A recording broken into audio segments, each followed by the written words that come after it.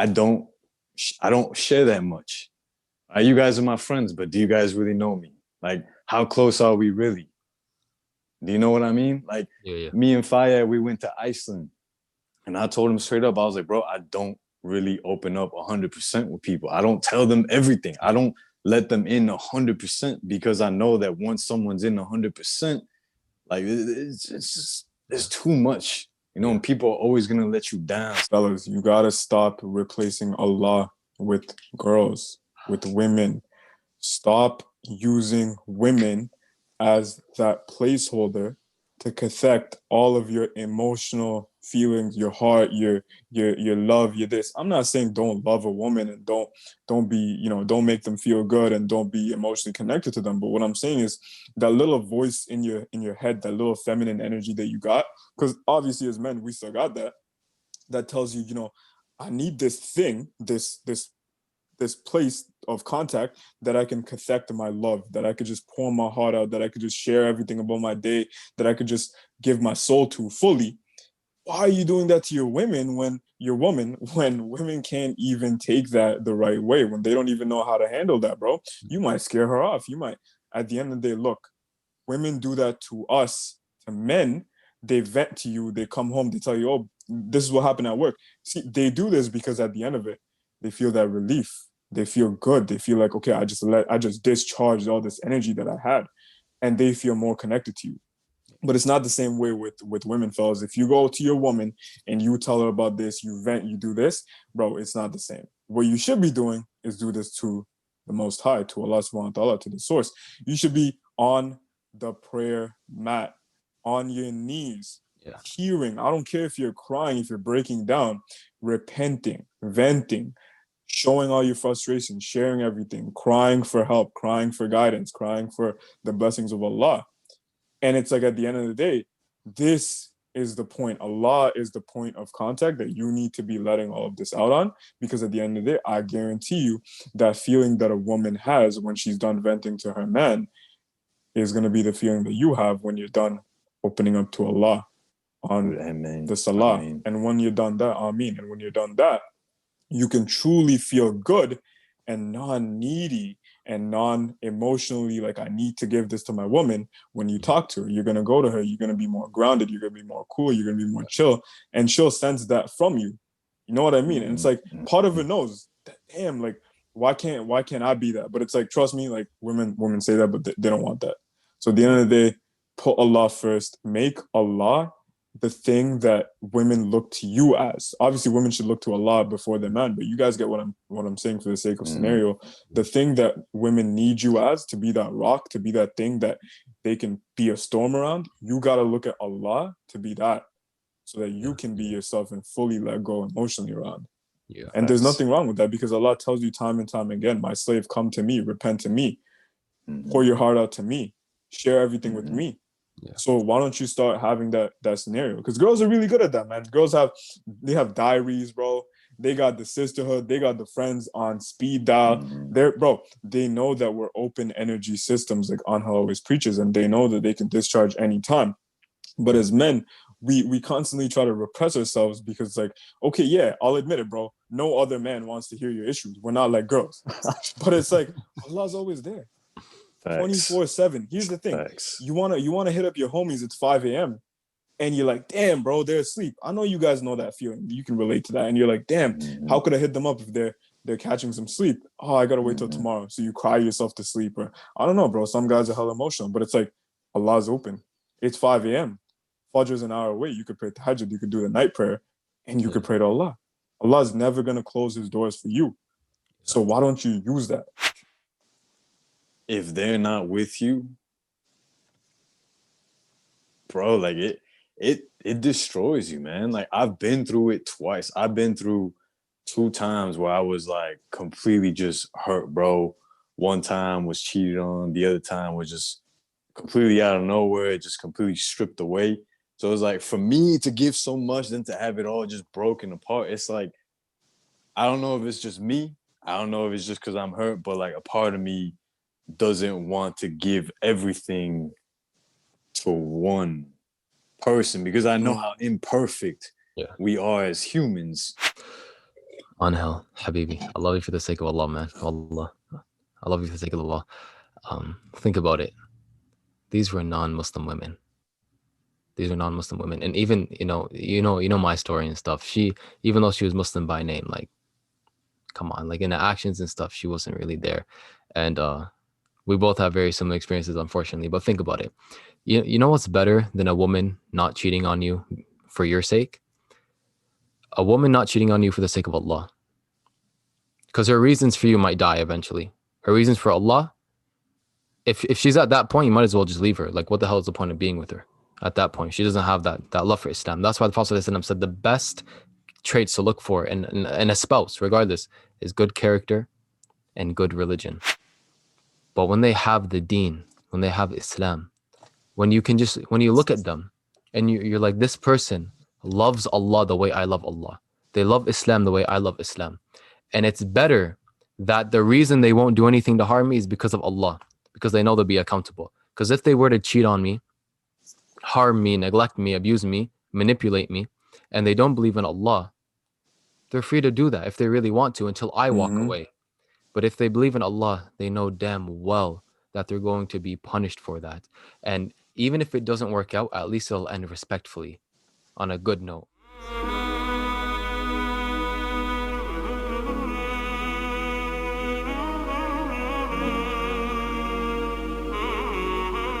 Myself, bro, I still have temptations. I still have urges. And anytime these urges start coming in, bro, I start repeating in my head, Allahu Akbar, Allahu Akbar. And bro, like I will say it louder and louder and louder each time in my head. And if I gotta say it verbally, I'll say it verbally, because every time I say it, it's not only enforcing the fact that God is greater, but it's canceling out everything that's going on in my head. Because you can't have two things. You can't have something negative and something positive going on in your head at once. So if you have this negative thing coming in, if you have this this temptation, this urge, this craving, and then you start putting this positive thing and it starts getting so great, bro, you can't have the negative thing in there. You can't be thinking it. If you're just giving all your attention, all your energy to the Almighty, and you're asking for strength, you are literally, you're submitting yourself and saying, you know what, I can't do this. I can't do this by myself. I need you. I need you. And when you do that, bro, like you're getting all the strength you need. And that's what's going to ultimately keep you on the straight path. That's what's going to free you from pornography. Assalamu alaikum wa rahmatullahi wa barakatuh. Welcome back to T3M.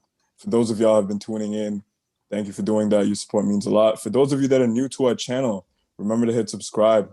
We are a new up-and-coming channel trying to bring current Muslim issues, talk about some things that people are not too comfortable with, not always politically correct, but our thoughts are genuine and unfiltered nonetheless.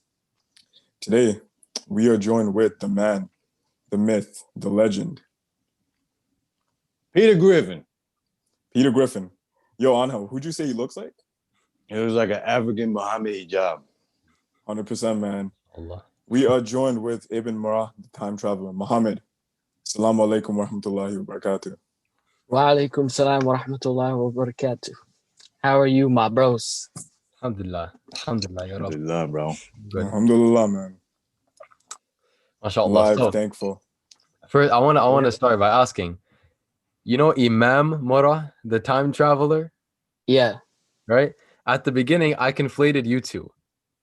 Nah, So when we're I two followed different him people. on Twitter, when I followed him on Twitter, Yeah. I thought you were him, and then because I read your name and I'm like Ibn Murrah. I always thought it was Imam Murrah, but maybe not. So Yeah, it's this is similar. where it comes from. I was inspired by Yo, so Imam Murrah. real quick, is that your dad or what? Because Ibn means son of. I mean, like I play the role of Imam Murrah's son on the internet, so Yeah. But it's like a completely different person. Like I could explain like where that all came from. Yeah. Yeah, Sure, go ahead, yeah. bro. I want Dive you to in. get Okay. All right, let me just dive in. All right. So it started with Christian Prince. You know, do you guys know who Christian Prince is? No. He's just this anti-Islam YouTuber. So like he was reading like some commentary on like an Islamic text, and it said "Qala Murrah," which basically means he once said, and then he like completely conflated it and said that it was an Imam of Islam that was saying that. So he said, "Your Imam Murrah is the one who said it." So he conflated it. So like basically, and then there's this guy. So this is like from Farid Response. I'm sorry, I'm jumping around like everywhere, but like, Now go ahead, bro. Go ahead. It was on Farid Response's channel. So he started this.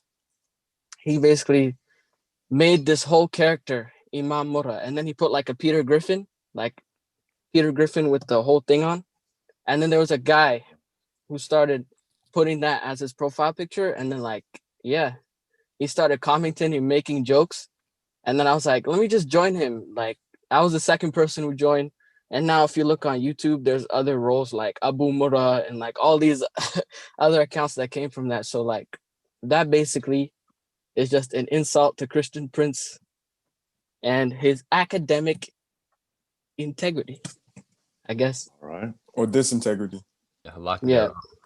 Yeah, the lack of that. Yeah. So that's where it came from. Subhanallah. I actually didn't know that. I mean, I knew about Imam Murrah and Farid Response, and he has like 107 lies from Christian Prince. Like, I have 107 videos talking about his life. I put it all together if you ever visited my channel. Oh, really? Oh, I put it like all. it. I put it all together, and it was actually like 2 hours long. I was not expecting it to be that long. Yeah. And like I get Christian Prince fans in my comments, and they're like, "You are afraid to debate CP," because like they always want you to go. They always want you to go on Christian Prince's channel and try to debate, because like he makes money off of that, and it's like their entertainment. So they're not really looking for any answers. Yeah, and this is the issue when people. What was that? So I can see that. Yeah. There's a lot of money in hating Islam. Like David Wood has a Patreon and makes a lot of money, right? Yeah. So, same with all these other. David Wood was like the first anti-Islam person that I came across. Yeah, yeah. And I was like, what's the other dude? Christian Prince. Christian Prince. There's another dude as well. Apostate he called me out. Yeah. I saw his video on you. Like, you saw the whole thing? I didn't really watch it because like I'm like, I really want to see what he has to say, but I don't want to give him a view and like I feel you, but I have not watched it at all, to be honest. I didn't watch it, but like it's weird. It's like they're trying to stop people from converting to Islam. Like every time somebody converts to Islam, every time someone converts to Islam, they make a video. So like anytime I search up your convert story, his is like right under it, like criticizing him. So, it's dumb. I saw the first 5 minutes, bro. I'm sorry, this guy's an actual idiot. I saw the first 5 minutes. I'm sorry. I don't mean to be rude or anything, but don't apologize, bro. He went to the extent of denying media mass manipulation, and the fact that if media runs with a story that's false, everyone will believe it and think it's true. There are scholarly articles about it. There are statistics. There's works done on it. And he went to the extent of denying it because Anghel made a point that he thought Islam was this terroristic religion because that's the Fox News narrative. Many people can testify to that. There's works on it. As soon as Anghel said that, he started laughing. And I'm like, you're going to deny mass media manipulation. That's why I say he's an idiot, because it's basically he chooses a narrative and he runs with it. Essentially, that's what everyone does. But it's basically what these people operate off of is something called the sharpshooter fallacy, right? You guys know, like if you ever been like if you went to a shooting range, right, or arching or anything like that. Is it arching or archering? Archery. Yeah, archery with the bow and arrow. Yeah. Thank you. Archery. They have the bullseye. You try and hit in the middle. The sharpshooter fallacy is there's no bullseye. You shoot the wall, and then you draw the bullseye around the bullet hole you made, right? That's essentially what they're doing. They pick the narrative, and then they draw everything around it to say, see, I was completely right. I hit it on the spot. That's essentially, what these people do. And it's, as the brother said, a lack of academic integrity.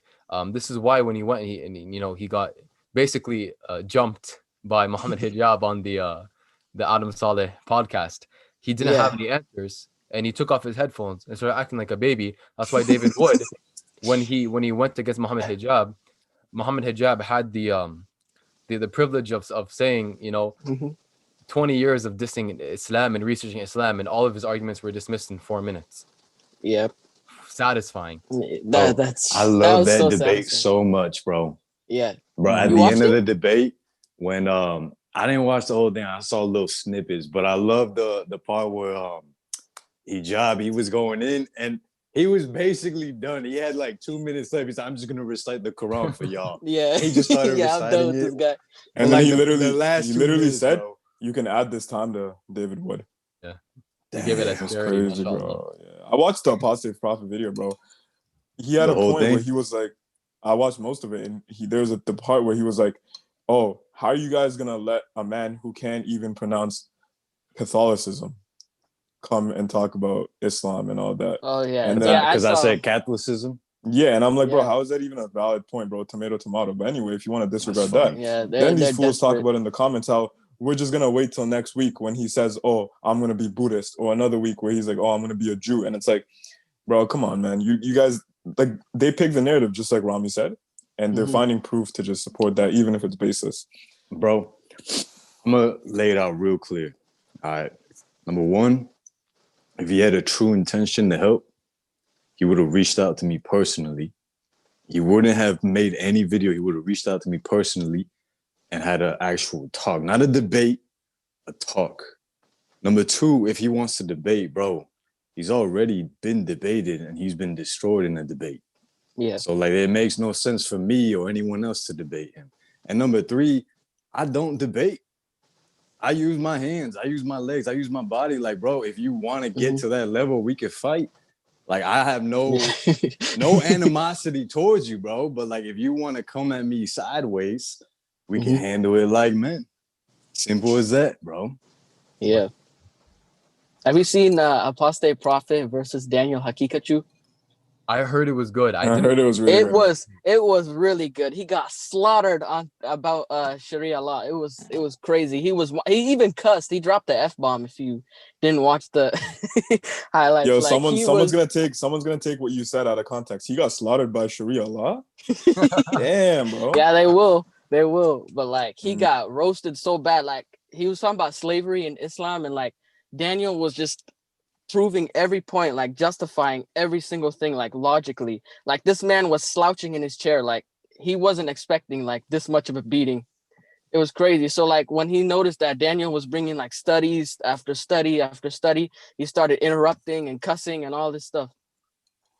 It was Rami, crazy. where you at? I definitely recommend you should watch it and try to get him on the podcast too, Daniel. He's Oh, very for good. sure. We're gonna reach out to him. That's a shame, dude. Yeah. I mean, bro, again, I want to say, like, I have no animosity towards him or anyone else, bro, because, like, all these people on here, they're reacting with emotion. And it's like, bro, I have nothing to react to. You are not doing anything to me personally. You're trying to, but it's not doing anything to me. Now, if you, like, mess with my family, then it's a different story. Yeah. You know, but, like, bro, it's YouTube. It's YouTube, bro. And again, like I said, if he wanted to help, he could reach out to people versus making a video just for views and for money. Yeah, and you know, It's silly, bro. I find it funny because even using the phrase "want to help," the hell is he helping with? He doesn't have a solid way of life. He doesn't have objective truth. He doesn't even know what's good or bad. How the hell is he gonna help? Yeah. It doesn't make any sense. He doesn't even know Yo. how morality works. He was saying that there was a Yeah. different option besides objective and subjective morality. Like He I had was to just say like, that because he knows what is he. He knew where it was gonna go. Right. I think he's not. I don't think he's smart, but he's definitely not that dumb. He knows where it's gonna go. That's why I had to say there's a third option that I'm not gonna mention for undisclosed reasons. But bro, like help in what sense? You don't know what good is. You don't know what bad is. You don't know what moral and immoral what the terms mean. They mean nothing to you. He has like his idea of morality is just as productive as my love for the taste of oranges. That's how productive it is. Like it's bro. On a side note, I actually have ex-Muslims who message me on email, which I appreciate. Reaching out to me one-on-one. They reach out to me and they'll send like this video link. And the video link will be like, Christians killed by Muslims or something like that. And I watched the video. I'm like, all right, it's kind of silly because one, you're trying to like make me not believe in Islam just because of this. When it's like a Christian wouldn't stop believing in Christianity just because of what the KKK did. Yeah. You know what I mean? So it's like, I saw that. I'm like, bro, you do understand, like, people are not perfect. Yeah. And we are literally at the risk of sinning, at the risk of like doing things wrong. And bro, he commented, he sent a message back. He said, "Oh, I'm sorry, I don't speak English too well." I'm like, bro, what? Like, you don't speak English too well, but you're over here sending me videos that are in English. All right, bro. Idiotic. And okay, let's think about it. Let's use that kind of logic. If you're a part of a group where if any individual or portion of that group does something that is deemed by society to be wrong or immoral or bad against the law, then you would have to make your own way of life. Because even atheism, look at what Stalin did. Buddies with Hitler, look what he was doing. You would have to denounce atheism. You can't even say I'm an atheist, but they might say, oh, atheism isn't a way of life. Islam doesn't teach that. So why should I denounce Islam because of people who claim to be Muslim, what they're doing? If you follow that logic, you can't be atheist anymore. Claim belief for God and claim deism, and khalas, that's it. And then when you find that there was a deist that did something bad in the past, you must be like, I'm going to make my own way of life that nobody can infiltrate and ruin the name of. It's a pathetic argument, but this is what they do. Go ahead. Thank you. This is what they do. They appeal to a shock factor, emotion, right? They like. There's one guy on TikTok. Recently, all he's been doing. I know him. You talking about Paul? No, not him. No. Oh, not Paul. Someone else. I'm talking about the atheist troll guy. His last videos. Guy. His last videos. Yeah. All he does. You believe in slavery? You don't, my man. You don't know what morality is. That's exactly what Ridwan was doing during that Daniel debate too. He was just bringing up classic arguments like everyone deserves to be free. He didn't even have anything to say. Like, yeah. See, this is the thing, man. They'll make these claims, which people generally agree with. People deserve to be free, and even Islam doesn't have a problem with that. This is the thing. Islam encourages freeing slaves. We don't have a problem with that. The abolishment of slavery, even though Muslims were kind of thinking about it in the beginning, skeptical in the beginning, Allah made it halal. Why should we abolish it? Allah also encouraged freeing slaves. If we abolish it, everyone's free. We don't have a problem with that Islamically, right? They would never admit that. But this is the issue. They appeal to shock factor. Because think about slavery and the connotation it has. Sorry, I know we're on, this is kind of random, but this topic, have you guys read what's in the 13th Amendment, which is abolishing slavery? It says, enlighten us. Inshallah, if I remember correctly, I'm going to try and quote it. I might paraphrase a bit.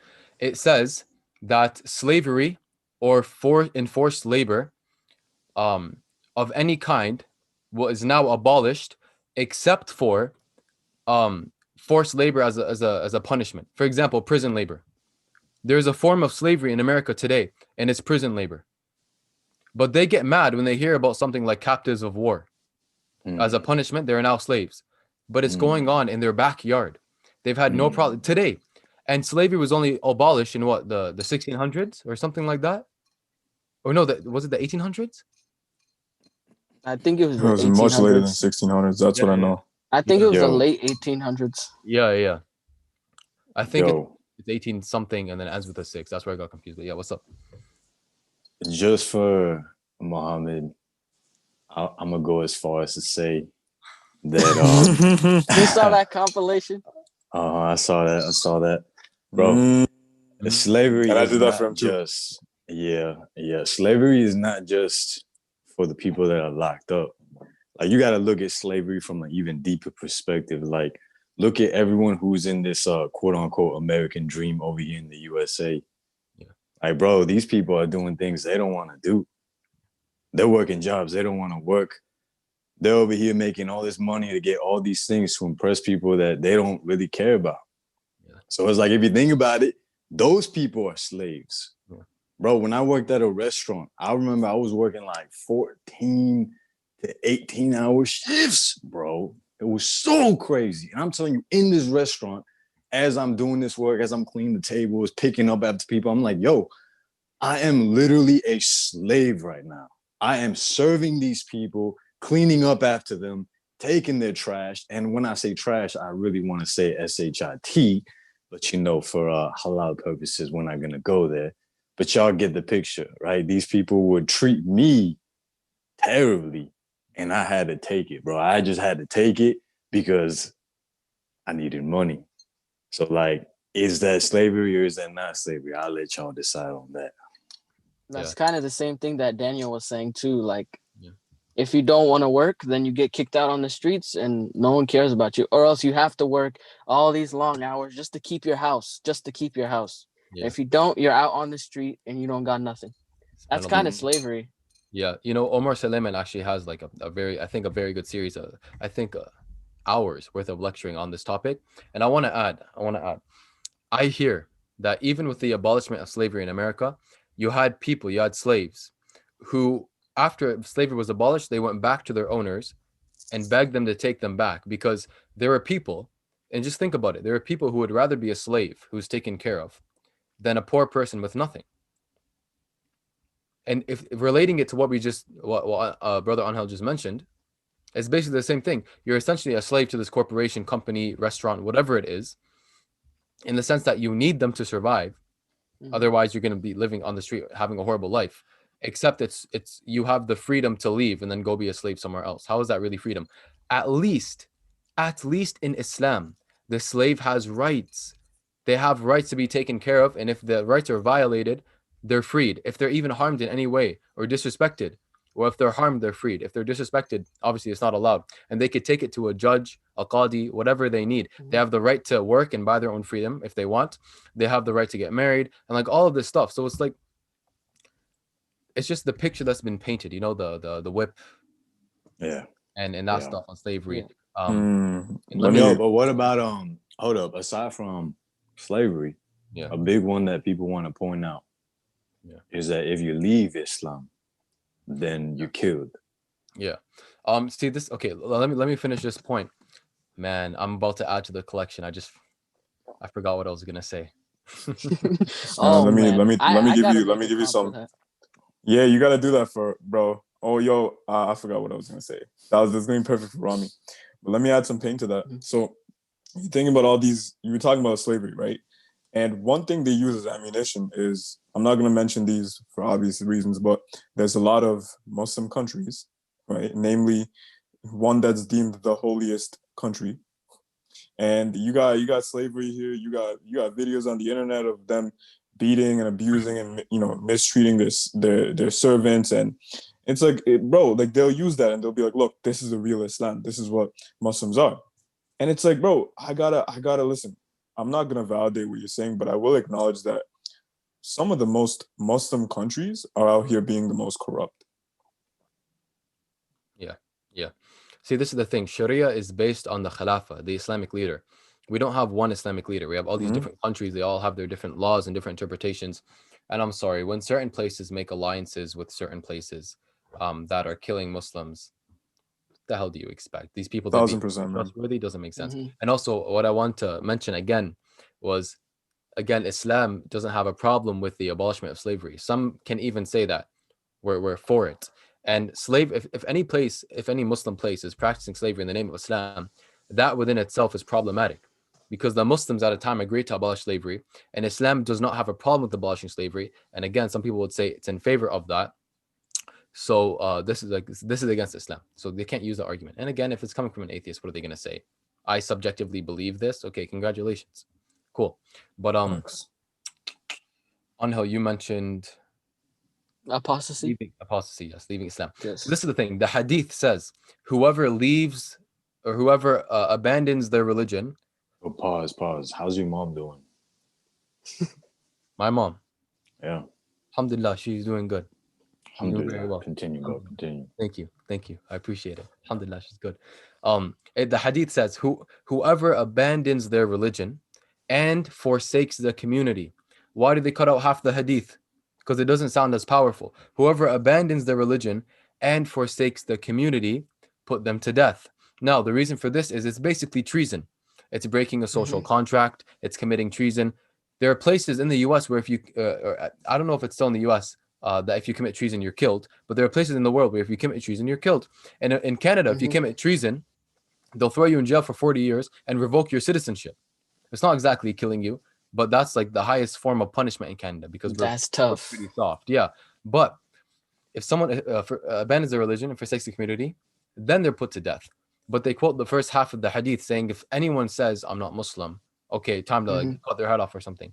Whoa, you guys saw that? That little So hair. hold up, I did Yeah. not see that. But you're saying that people who left Islam, but initially they just kind of went their own way, but they still respected everything. They still respected Islam. They respected the Muslims, and they treated everyone, fairly and with love and everything like that.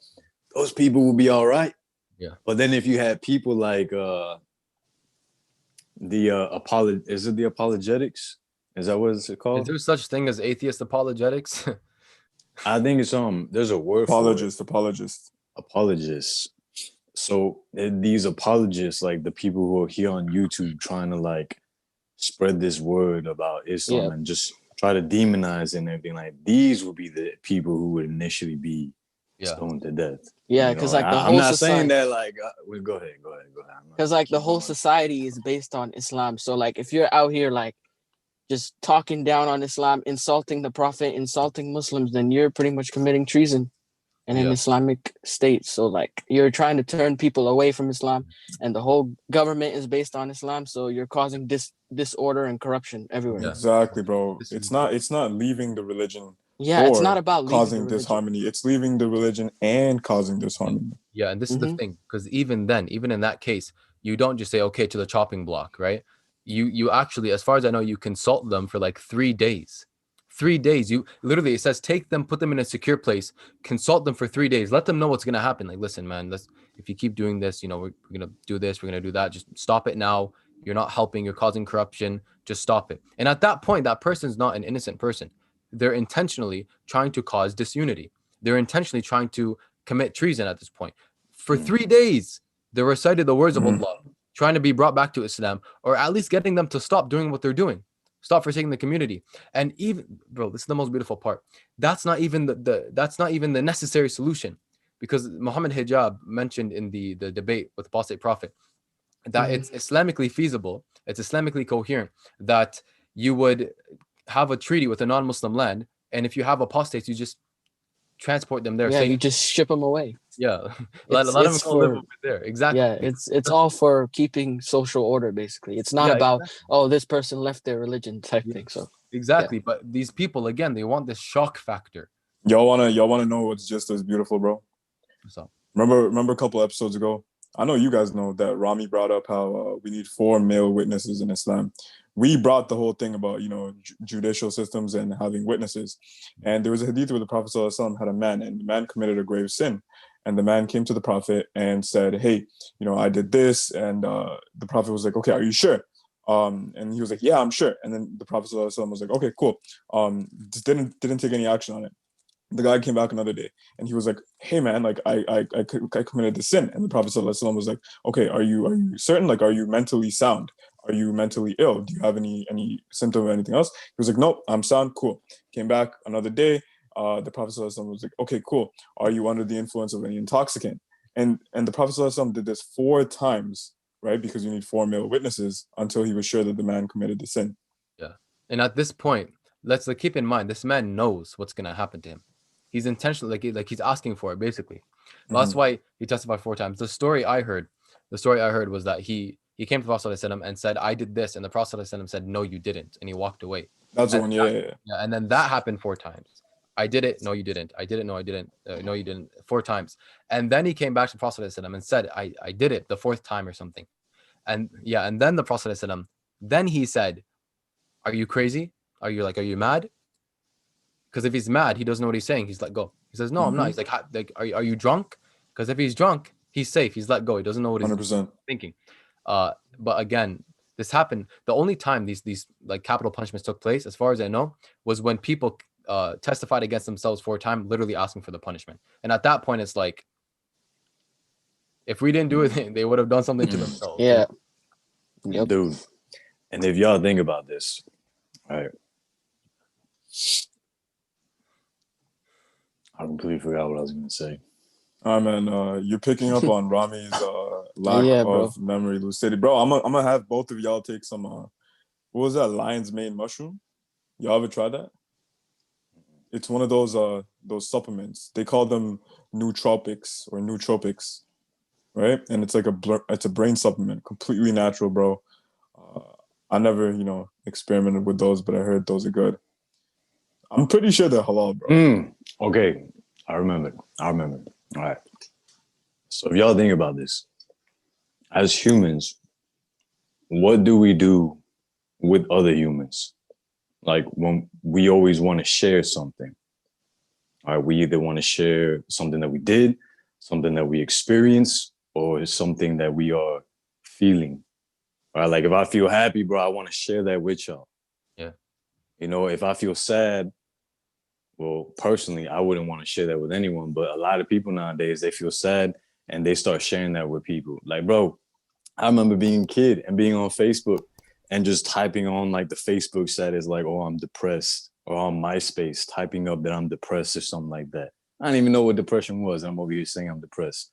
But anyways, what I'm trying to say is that as humans, we're always trying to share something. All right. And someone who is leaving Islam for whatever reason, and guys, if you just pay attention to all these people who are living Islam, they're very emotional. Like they're not really seeing things the way that they should be. They're seeing misconstrued things. Their emotions are getting in the way. Their mind is altering all the things that are coming up.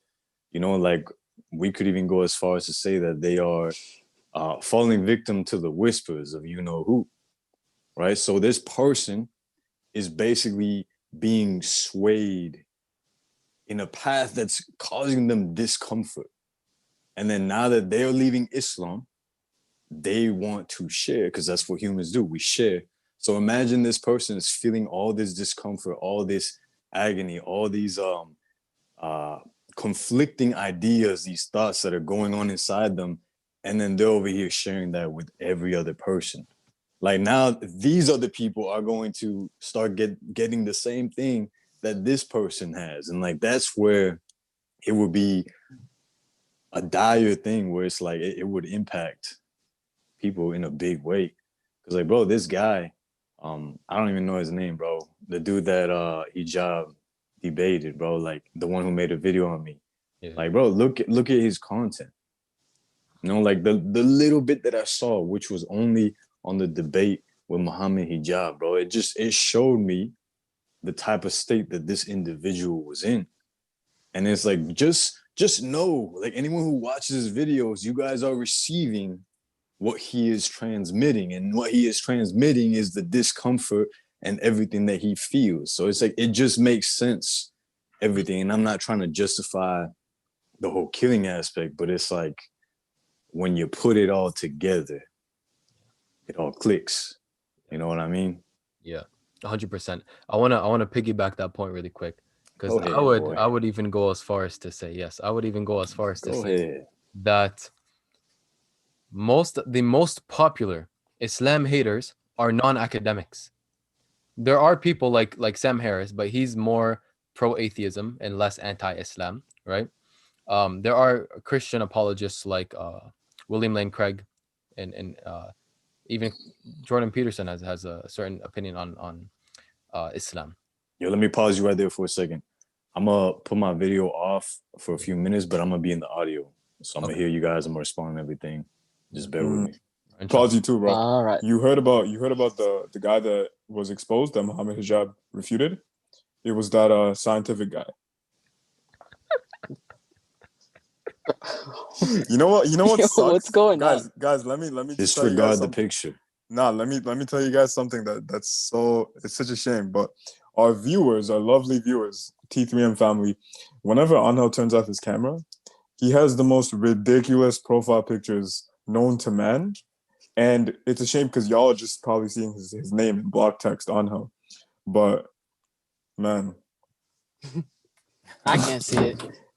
Oh, you can't see it? Nah, I can't. I'm on mobile, so. Oh, swipe and go. Swipe to the gallery. Yeah. You should have been in gallery view, bro. Bro, what is that, bro? That's him, bro. That was him before he accepted Islam. MashaAllah. Yeah. Look what it's done for him. Oh man, yeah. It fixed that nose, that's for sure. But yeah, as I was saying, guys, so Muhammad Hijab talked about a man who's in the scientific community, Neil deGrasse Tyson, and he refuted him. Did you guys see that video? How recent was it? Yeah, I watched it. I watched A like week half ago? of it. Yeah, tell us a little bit about it, because I think Neil deGrasse Tyson is what? He's a It was cosmologist, It was and just. he is very anti-Islam.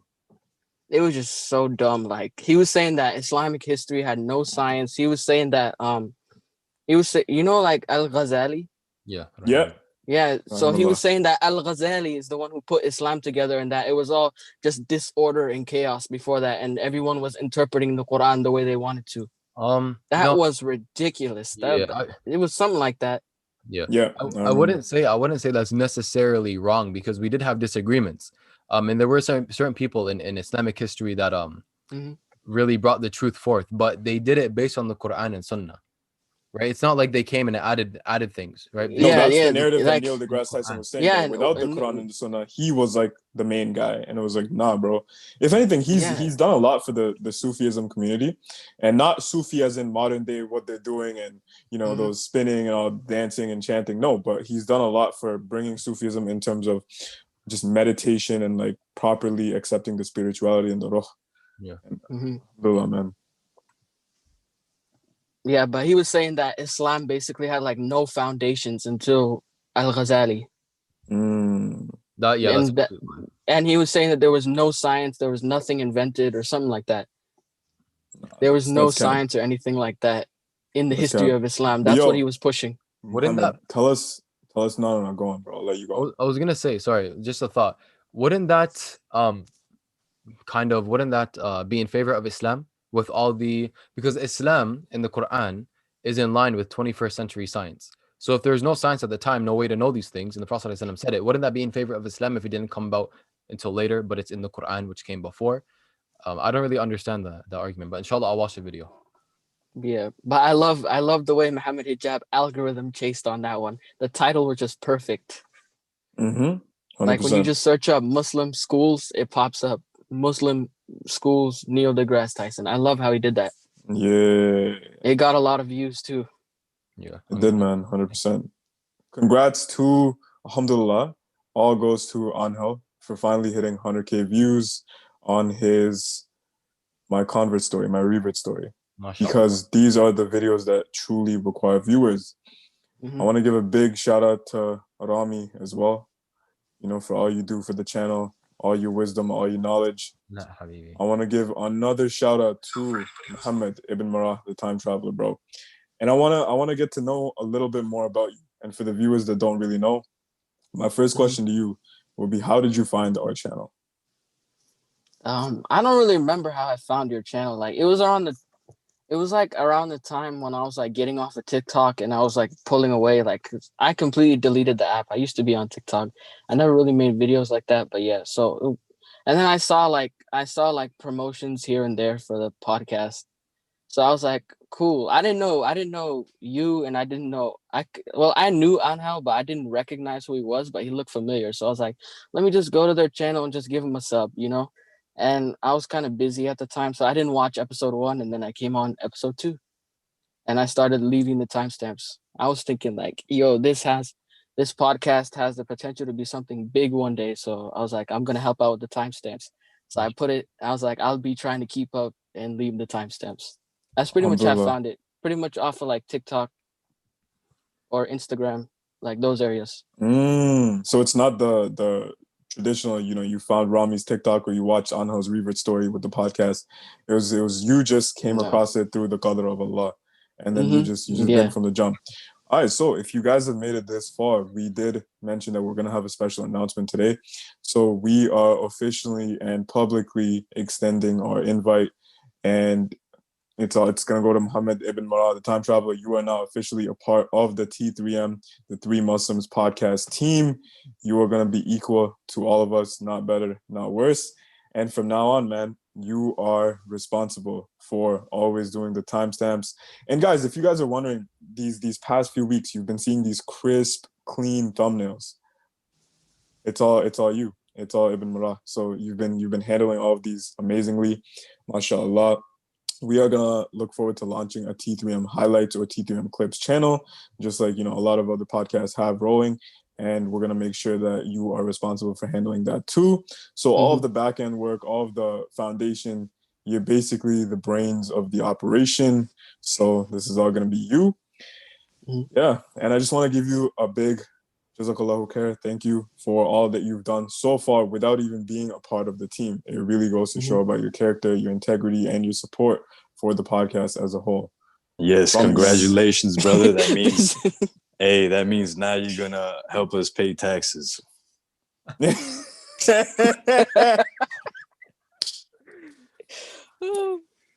guy's profile pic caught me off guard again. Facts. I don't even think you're old enough to pay taxes, are you? No. He is now, bro. I'm 16. Yo, so low key, why don't you handle all of our income just for the next foreseeable future, just so you know, get some little bit of tax evasion. No, I'm just playing. But yeah, so next, I want to get into, okay, now that that's over with, get a little bit more into you. Tell us more about you, where you live, kind of your upbringing in brief, whatever you feel comfortable sharing. And if you have any questions for us, let us know those before you go, because they might be on your mind. Okay, so I'm just a regular teenager. I live in Washington. I lived in Kent, Covington area, but now I'm like in Spanaway. I don't think you guys know, because like those are the smaller cities. But like, yeah, so I've been just chilling. My religious upbringing was just, I was given the foundations, like believe in Allah, believe in the prophets. The Quran is the scripture. Like that's where we get our knowledge from. And then later on, like it started like when I was 11, 12-ish, I started getting into the proofs and all this. The first thing that I found, like the first doubt of Islam, or like the first doubt or shubha that was thrown at Islam, that came to me was the Surah 9, Surah Toba, about the verse about killing disbelievers and stuff. And I came across it from David's channel. So like after that, it was just, I just kept going and going, and I delved deep into it. I started watching Zakir Naik videos and all the scientific miracles and all that. And that's how I kind of got my faith, by proof, basically. Amen. Alhamdulillah, man. Subhanallah. And you're Somali. Yeah, I'm Somali. Alhamdulillah. Were you born in Somalia or were you born here? Nah, I was born here. Yeah, I could tell, bro. I could tell. Yep. But you got any siblings? Yeah, I have siblings. I have a brother who's 15. MashaAllah. I have a sister who's 9, 10. And then another sister who's 5, and another sister who's like 3 months old. So yeah. And you are 16 yourself. Yeah, I'm the oldest. You're the oldest of the pack. You're the leader of the tribe. Yep. And you have 4 siblings. I'm not surprised. That's typical Somali, typical African households, man. Y'all doing good for the ummah, man. I had a 5th one, but he passed away. So, but it was as like as an infant. Yeah, as an infant. Rest in peace. He will be in peace. He's an infant. Yeah, facts. Yep. I'm saying, may he rest in peace, bro. Yep.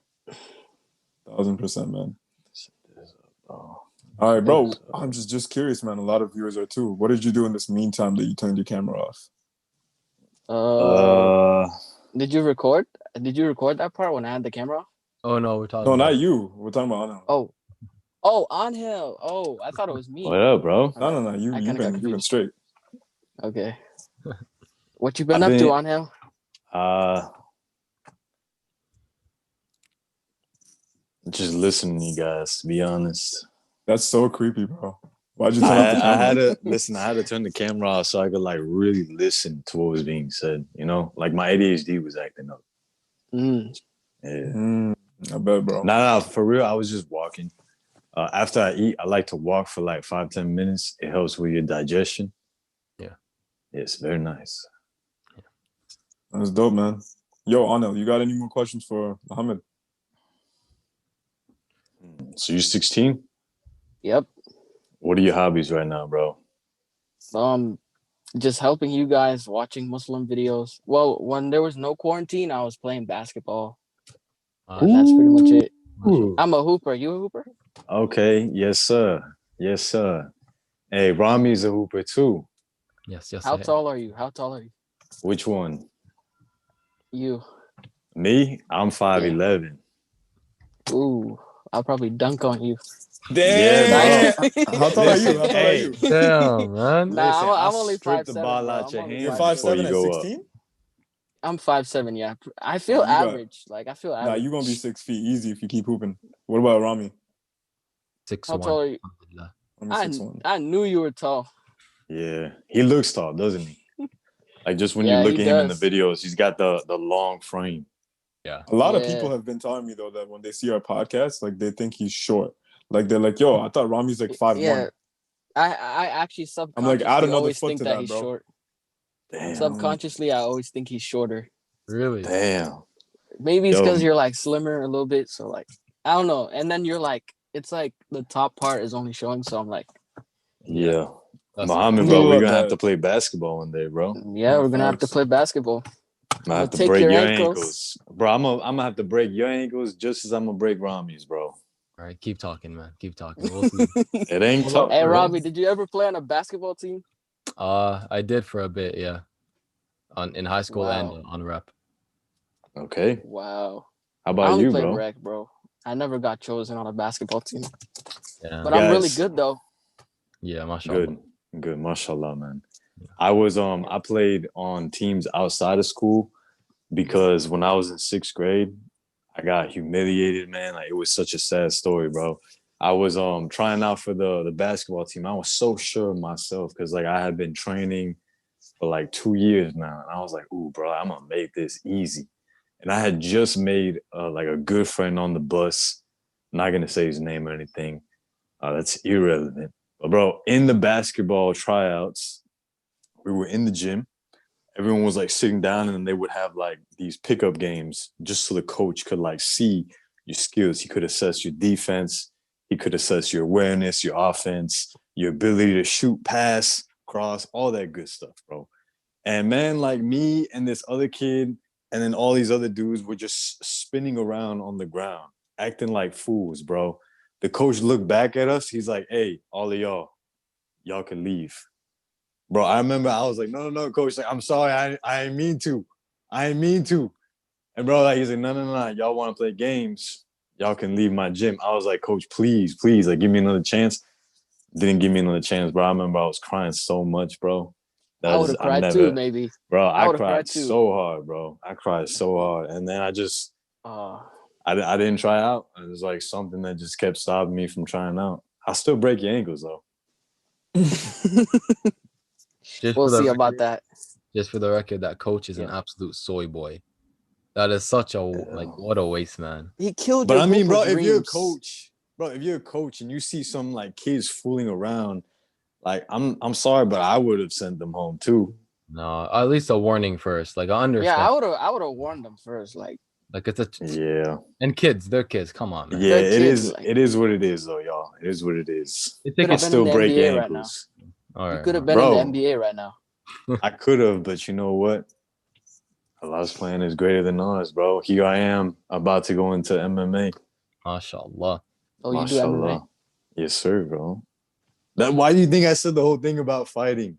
And like, I don't debate. Like, I use my body, my hands, my legs, my I don't know. knees, my elbows. Maybe you're just a street fighter. Maybe you're just a street fighter Damn. with Hall of Fame intimidation. Damn. Nah, man's trying to go big. You think I'm intimidating, bro? No, not anymore. Good. Damn. Good. No, Not that's anymore. good. That's Whoa, good. whoa, whoa, whoa. It's 'Cause good. a lot of people like do think since that you I became Muslim. Since you Yeah, I became was gonna Muslim, say that, man. man. Like you Yeah. can literally see Since the he became humility in Muslim, his brother. His face now. changed. His Oh, face changed. I man. don't know. But real talk, bro. So, Like, I be walking places, and people do get scared. People get intimidated, and I have to like remind myself that people get intimidated. So I have to smile and like be more kind to people in order for them to be like, all right.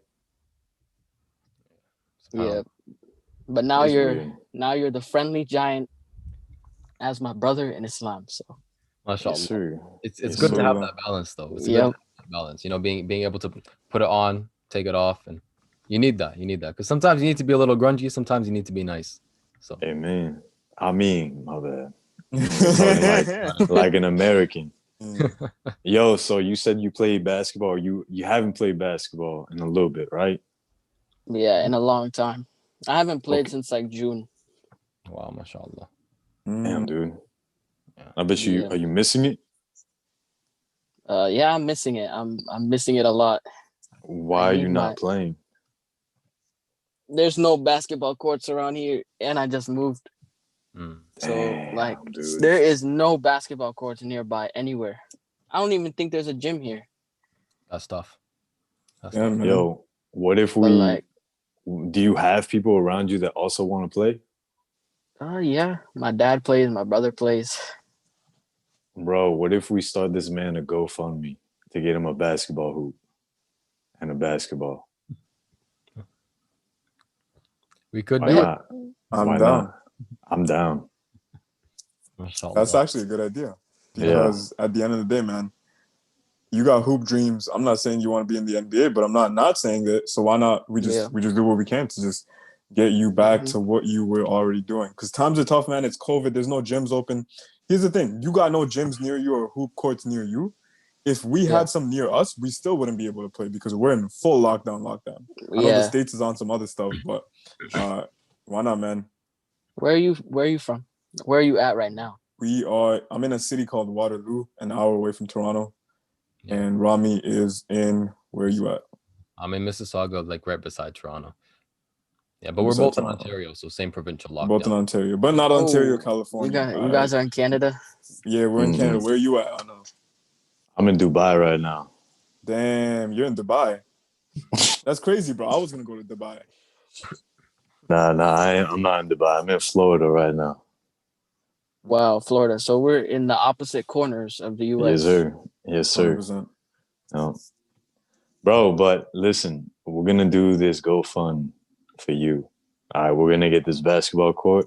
We're going to get, well, not a basketball court, because that'd be a little too much. We're going to get you the basketball hoop, and we're going to get you a basketball. And, bro, at some point, inshallah, we'll all get together. Yep. So, one, I can cross you and Rami. And two, bro, I can This is introduce you into martial arts. Oh, yeah. Yeah. I've been What is interested in martial arts. The fact that you're getting me a hoop. No, because I'm a practice for you and I'm a cross you. Oh, damn.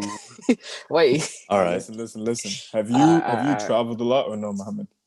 The only place I've been to was in Kenya, Nairobi. Mashallah. And I've been there. Nairobi, I've been there for like a month. I travel.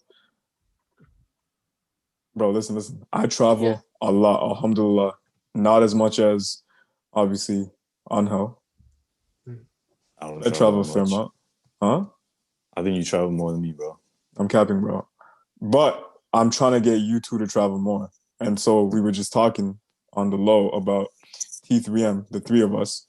We're planning a trip sometime. Not going to be immediately soon, but sometime that works out. And, bro, if you're a part of T3M, you're coming with us. So it's going to be a dope trip. Where you guys got plans to go? Just waiting. Honestly, bro, no.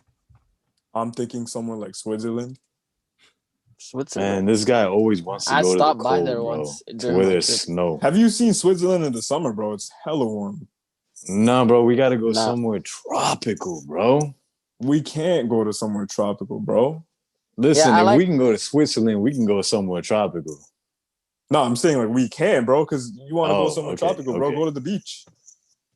Bro, go to Miami. You need to go to a tropical area. And, bro, even the beaches in Florida ain't really tropical.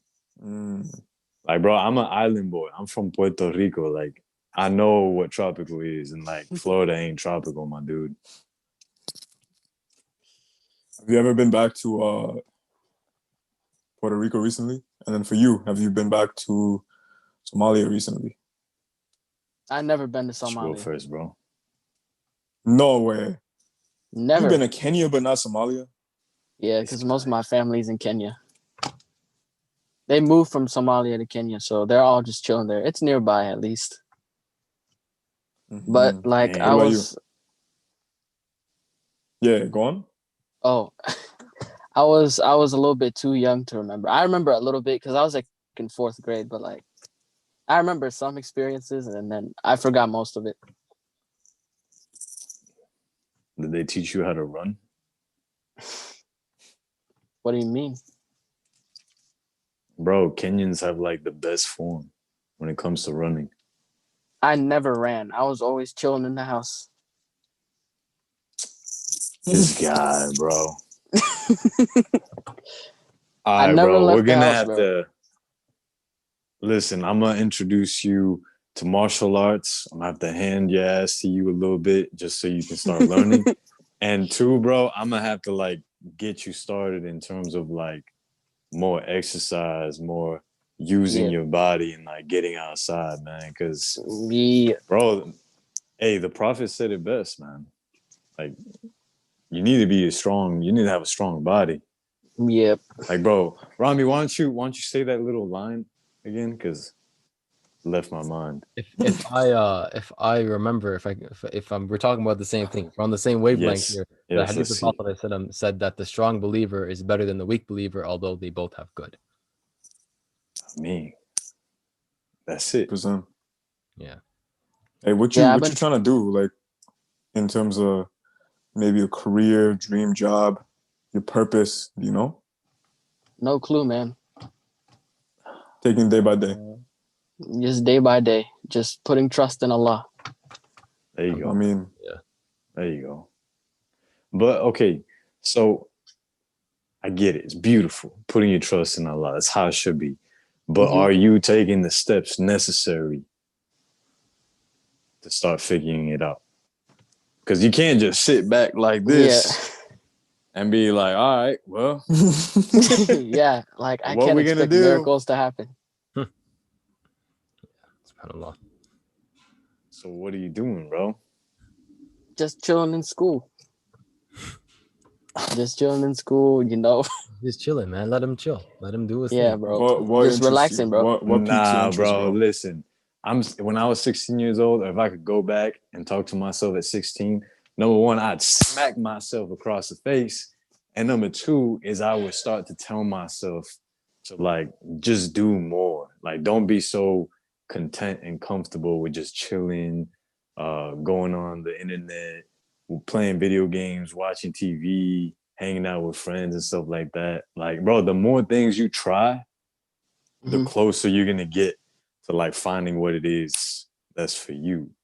You feel me? Like again, like we can't sit back, but we also can't be so like in a rush to find what it is. Like the more you look for something, the more it's gonna elude you.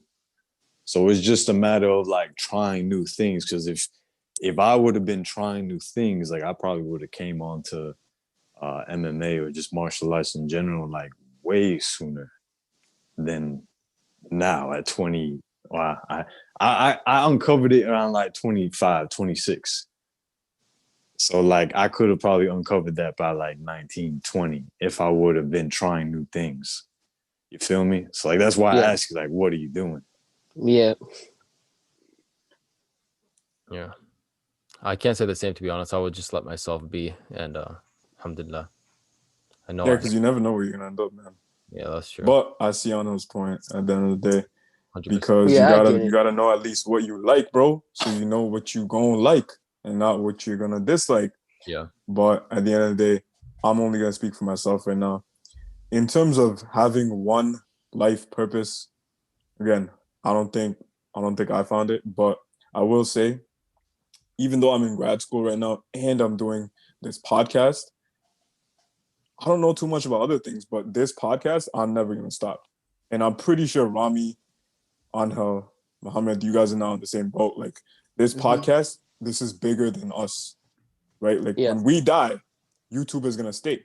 Yeah, YouTube might do some, dumb stuff and, delete our channel or demonetize because, the truth has enemies now. Come on now. And who cares?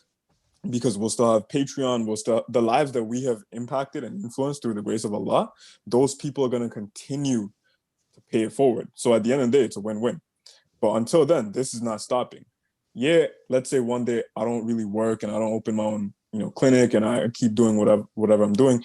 This podcast is staying. Like, I'm still gonna devote my life into this. And I'm pretty sure, Angel, let's say, I'm not gonna say MMA is not gonna work out, but let's just say if it does work out or if it doesn't, you still ride or die for this. And that's the same with you two. So at the end of the day, the way things are looking right now, I'm not gonna say T3M is my purpose, but it is a purpose.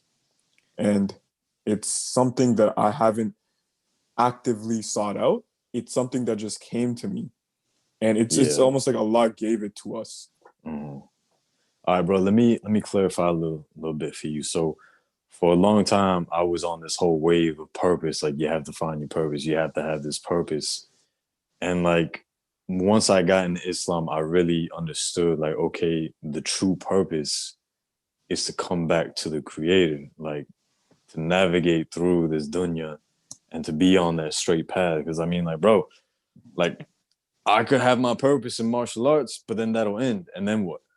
I could have my purpose in extreme sports like skydiving, wingsuit flying, and all this stuff. But at some point, that's going to end. And it's like, then what? So I'll go as far, and I'm going to say it again, bro. I'll go as far as to say, I'm going to reframe it instead of saying purpose, because we already know what our purpose is. Our purpose is to worship the Creator and come back to the Creator and stay on that straight path. Get past this damn dunya, because this is a test. This is temporary. This is so temporary as compared to what's to come. So instead of purpose, it's more so passion. And it's like, what are you passionate about? And you could be passionate about a lot of things, but there's going to be one thing that's like, when you do it, you don't have to think about it. You don't have to rationalize. You don't have to justify. It just, it hits you, bro. Like, it smacks you across the face. Like, this is it. You know what I mean? And like, it takes a while to get there, bro. Like, or it might not.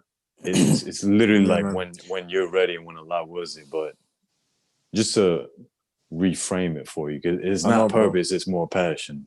You used to be on that purpose train. Like, yo, y'all, everyone has one purpose. You gotta find it, but it's like, it's not so black and white. And once you came to Islam, I know you're seeing this full and clear right now, that the one purpose you aren't wrong. There is still one purpose. Yeah, exactly. But it's like, in terms of like what you want to do in this dunya, you still can't just be sitting back, be like, oh, I'm gonna just do whatever. Nah, you still got to make a living, because Islam tells us that being close to being broke and being in poverty is being close to being a disbeliever. So we still have to do something with our life. That's where you came in, tying it out into the passion. Right. But it's multifaceted in this dunya. That's the beauty of it. Let's say you like basketball. All right. You don't like, that's your passion, but there's not one thing. You don't have to be in the NBA. What if you love basketball, but you love helping people even more? Then you can be a basketball coach, right? What if you love basketball, but you're not really into the playing of it, but you love the sport? Okay, why don't you be someone that designs basketball shoes? There's so much you could do with one passion. You know what I mean? Like, just like T3M, we're not all doing the same thing, but it's all for one cause, right? So at the end of the day, like, that's the beauty of anything. But what's even more beautiful is that the passion connects with the purpose. Because like, whatever it is that you're passionate about, you're going to be putting everything that you got into it. And when you put everything you got into it, you're putting like your soul, your sweat, your blood, your tears, bro, everything. You're putting it into what you're doing. And like, the person who's on the receiving end and is receiving whatever it is that you're giving, like, bro, they are receiving nothing but purity, bro.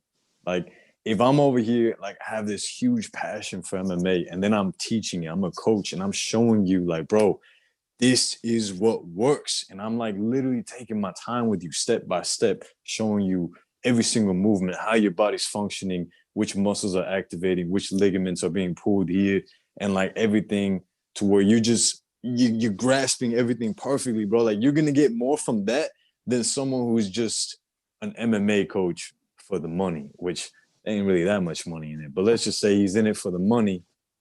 There's no real passion in it.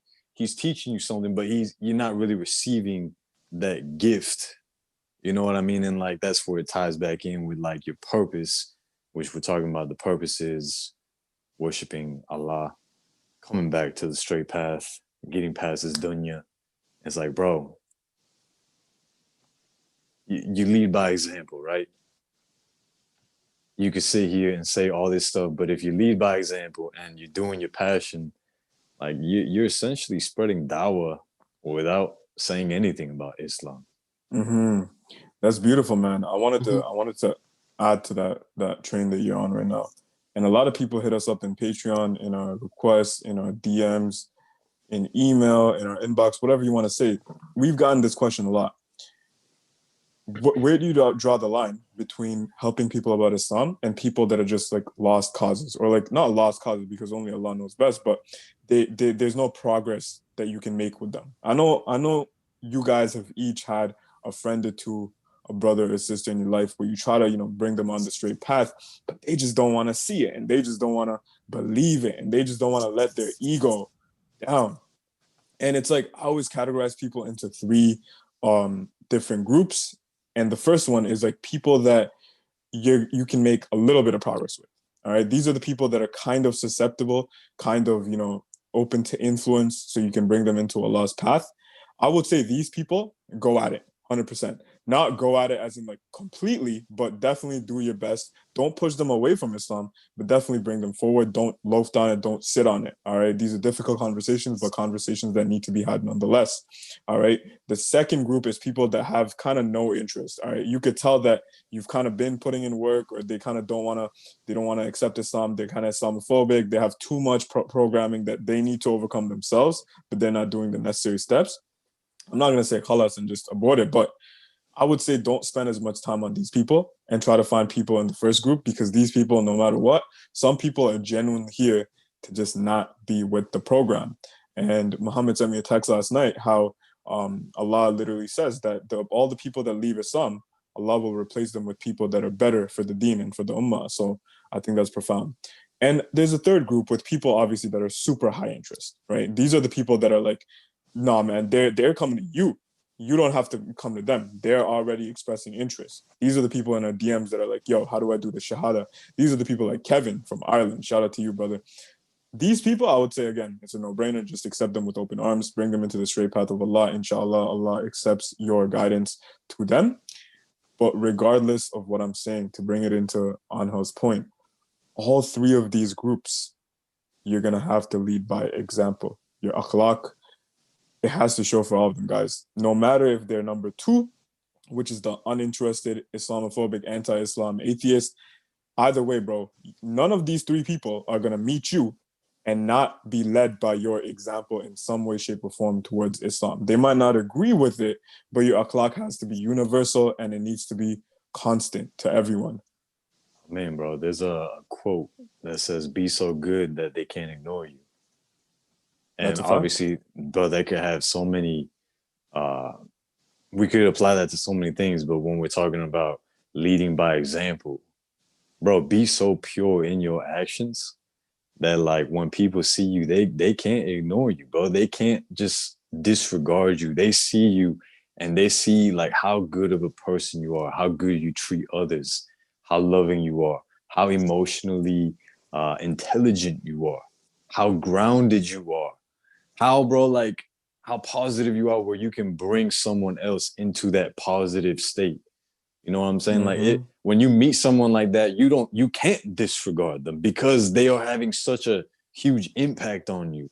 So it's like, bro, if you can lead like that, people will feel so amazing being around you. They're gonna start getting curious, like, yo, why are you like this? Why are you so happy? Why are you so joyful? Why are you so just grounded? And then, bro, like that's where you can start sliding in little seeds. And then with those little seeds, they start watering it themselves over time. And then at some point or another, if Allah wills it, they will come. 100%, man. And guys, at the end of the day, like what we're trying to say essentially is like, before all that, you got to get yourself straight. how are you going to lead other people by example if you have this mentality that, oh, when I'm behind closed doors, it's okay if I eat this Twinkie, or it's okay if, you know, I'm watching things I shouldn't be watching. And it's like, bro, at the end of the day, did you forget that Allah subhanahu wa ta'ala tells us that never is it 3 people among you except that I'm the 4th, or never is it that there's 2 among you committing a sin or murder or whatever except that I'm the 3rd. Right. What I'm trying to say is Allah subhanahu wa ta'ala is always watching. So at the end of the day, yeah, there's closed doors, but how do you act when no one's watching? Are you praying salah when no one's watching and you don't have to boast about salah? Are you doing things and taking care of yourself when the highlight and the focus and the limelight is not on you?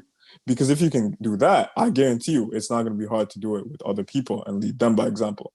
Because Khabib, you know, professional MMA fighter and amazing Muslim, subhanAllah, Say he's his not name out right, here. bro. Habib, he's not out Habib. here doing whack, you know, behind closed doors, right? You get what I mean? He's not out here eating whatever and doing whatever and watching whatever. No. So at the end of the day, we can all learn by example. And it was a good point, mashallah. Alhamdulillah. Rami, you had something to say, bro? You were quiet for a bit. I have to go pray Asr. You still didn't pray Asr, bro? I mean, when we started, it just hit Asr. I prayed Dhuhr before Okay. I'll be back. Alhamdulillah, man. And we're Yeah, go already pray. wrapped this up anyway, so How long has it been?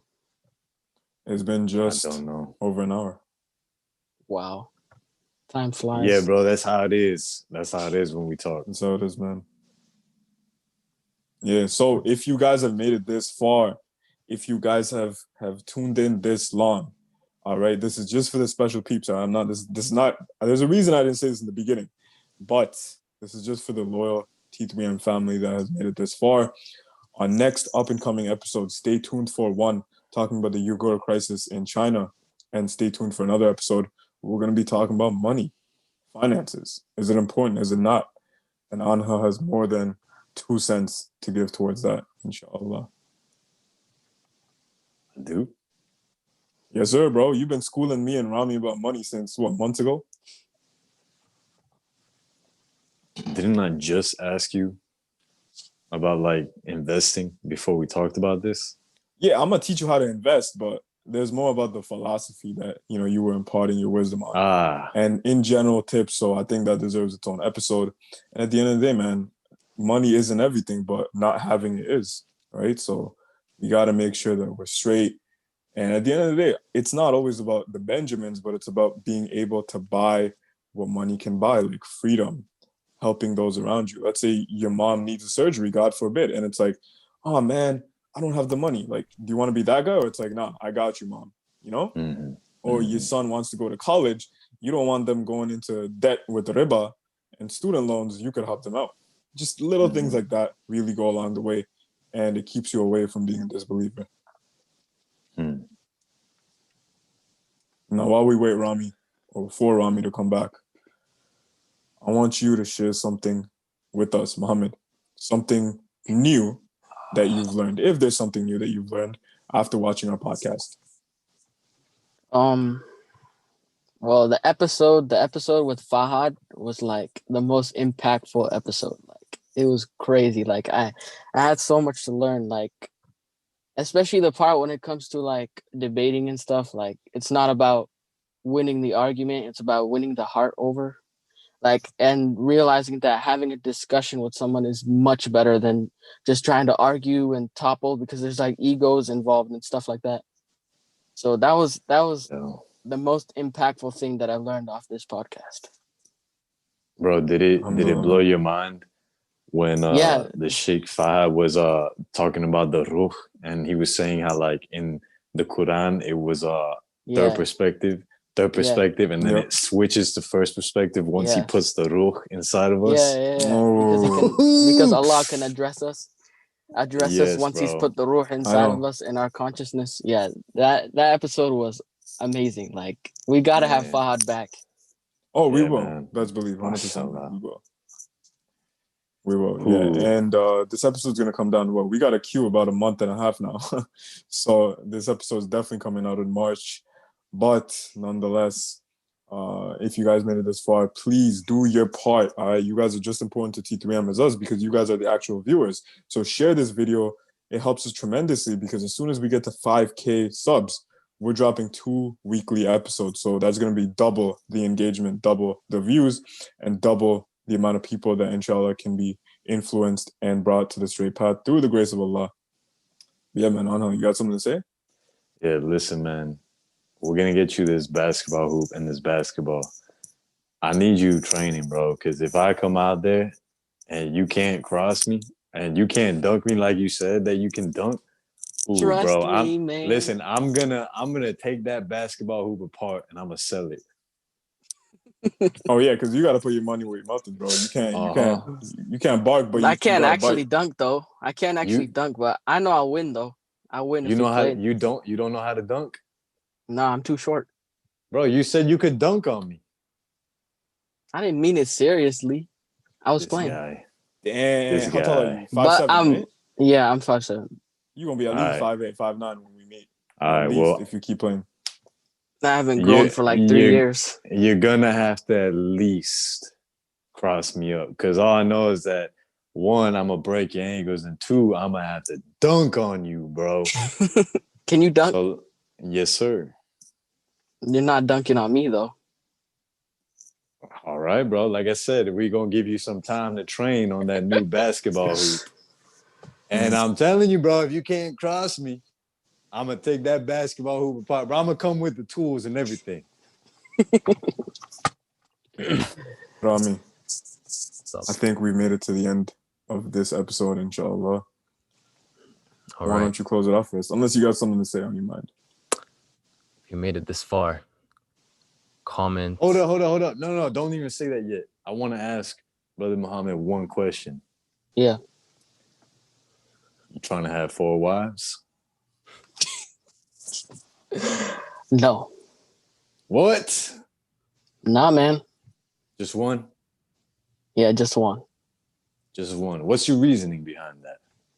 Well, my reasoning is, well, the Quran says that, like, no matter how hard you try to be equal with your wives, you can't be exactly equal. And, like, I would just feel discomfort just knowing that, like.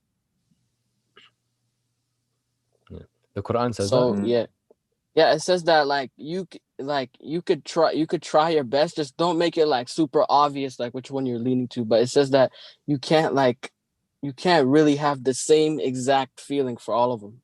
Yeah, that's true. Even if you tried your hardest to do so. It's in Surah Nisa. Yeah. So like just try and be just with them.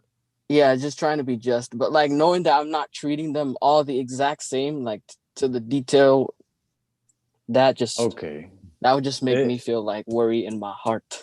That's fair. Damn, what a sweeter man, bro. You see yourself getting married anytime soon? Early 20s, maybe, inshallah. Early 20s, inshallah. Okay. Inshallah. That's cool, bro. That's cool. Yeah. Man, okay, so hold up now. Okay, with that, again, may Allah bless you for that, because that was real, bro. That was pure. Yeah. But now the question lies in hand. Are you trying to have like a real strong connection and like romance with a woman, with like one woman? Or are you just trying to I don't even know how I'm trying to word this here, but the best way that I can put it, let me kind of take a step back here. If we look at the Prophet, peace be upon him, when he was with Khadija, Yeah, bro, like that was his backbone. Like she was his one, you know what I mean? And yeah, like that's why what I want. I feel you, bro. Like, I want that too. Fayyad, he has that. Rami wants that. And it's like every man could say that he wants that, but then it's like, look what happened after the fact. When Khadija passed away, it's like the man, I'm not saying that the man went cold and he just didn't have the connection with women like he did with Khadija, but it's like now, instead of giving everything to one, he's like giving a fair amount to all the ones that he's with, and he's supporting them. I agree, man, 100%, man. And yo, like my wife watches our podcast, so I'm gonna just say this right now. I know you're watching, but at the end of the day, I 100% can validate Anghel's thoughts right now, because if you got a girl, you got a wife who's literally out here being your backbone, you're probably not gonna think of 3 more tryouts are open, whatever you want to say. But if you're not fully emotionally physically, whatever you want to say, spiritually connected to them and fulfilled, yeah, okay, then that's what you need for it. And we all know about the story of the Prophet ﷺ and Khadija, like that was his backbone. They were truly connected. So Yeah. you know, I can imagine how like having someone like that taken away from you, okay, then you're kind of gonna, okay, what if that happens again? You know, why not just diversify my portfolio? SubhanAllah. Just to piggyback these points, mashallah. It's amazing how the Prophet ﷺ, he would still praise Khadija radiallahu anha to his wives, to the point where Aisha radiallahu anha, she was like mad, like, you know, I don't want to hear about her anymore. And he was like, she was there for me when no one else was. He's basically saying she was my backbone. She was everything to me, and she helped me so much. So I'm gonna praise her whether you like it or not. But he didn't say that. I'm sorry. Just so we're fair, he didn't say that. But essentially the message is, if you have a Khadija radiallahu anha, you don't really need more. But if you don't, go for it. You're right. I'm not gonna say man. anything. I'm not gonna. Bro, you got all these feminists in our comments always saying, so basically what you guys are saying is, if a man has more than one wife, then it means the wives are lower value. No. I mean, essentially what we're saying, on average, on most cases, yeah, there's some men that even with a Khadija radiallahu, they're not satisfied. They still want more. But at the end of the day, Allahu Alam, man, all we're saying is, at least I'm speaking on behalf of me, and I know Muhammad can speak on behalf of him. If you got one ride or die, it's better than having four that are kind of half on the team. Yeah. You know? Yeah. I want to add something here. I want to be as fair as possible, right? Because we're talking about it like a man marries for the man's sake alone, right? But at the same time, look at who the Prophet ﷺ mainly married: ex-widows, divorcees, people with children, people who were divorced, people whose husbands died, and they were alone. Prophet ﷺ married them as well. And if you calculate, you know, how many ex-widows, divorcees, or previously married women he married, Khadija being one of them, radiallahu anha, and you compare it to the amount of women he married who haven't been married before. Personally, the only one I know of is Aisha radiallahu anha. Literally the only one I know of. There could be more, Allahu a'lam, but that's the only one I know of. So subhanallah, it's at the same time, it's like, okay, I'm gonna be completely honest. As a man, when I see like a Muslim woman who was divorced, who doesn't have a husband anymore, or husband died, or she's going through some rough time, it's kind of like, I think about it like, you know, if I was capable, I would have no problem getting married to her and being there, because some women do have a problem, obviously, after going through something like that. And that's the sunnah of the Prophet ﷺ, right? That is the sunnah. Not that there's anything wrong with marrying four just because you want to. There's nothing wrong with that, just to be clear. But in the way the Prophet ﷺ conducted himself and the way he went about it is to the benefit of the community. And that's something you see with the Prophet ﷺ all throughout his life, right? Always he's being the best person for the betterment of the community, in all aspects of life. And I think that is the essential message we need to deliver, even if it means being monogamous. Even if it means being monogamous. Guys, I'm gonna speak for myself here, because I can't speak for y'all. But like, through my experience with the women that I've been with pre-Islam and my Jahiliyyah days, man, like, I know what it's like to be in a relationship where you lose yourself, and like you give so much of yourself to this other person. And I'm not saying that's bad. Aww. All right, bro. Listen, I'm not saying that's bad, but I'm saying, like, if they're not with you, bro, like it destroys you, man. Like, I've been through it twice. I've been through 2 times where I was like completely just hurt, bro. One time was cheated on. The other time was just completely out of nowhere, just completely stripped away. So it's like, for me to give so much, then to have it all just broken apart, it's like, I don't know if it's just me. I don't know if it's just because I'm hurt, but like, a part of me doesn't want to give everything to one person, because I know how imperfect we are as humans. Yeah. And like, I don't mind giving all of me to the creator, but like, to give all of me to another human being who is imperfect, I've already seen what happens when I do that. Yeah. So it's like, that's where, to me, it just seems more logical, more rational to give X amount. Yeah, I This hear you, one, bro. this one, this one, and this one. Let me put in my 2 cents before Rami goes, because I definitely want to hear Rami's point. He looks like he has something very valuable and relevant right now. What I want to say first and foremost is, alhamdulillah, that every single woman is capable of cheating on you, just like every single man is capable of cheating on you.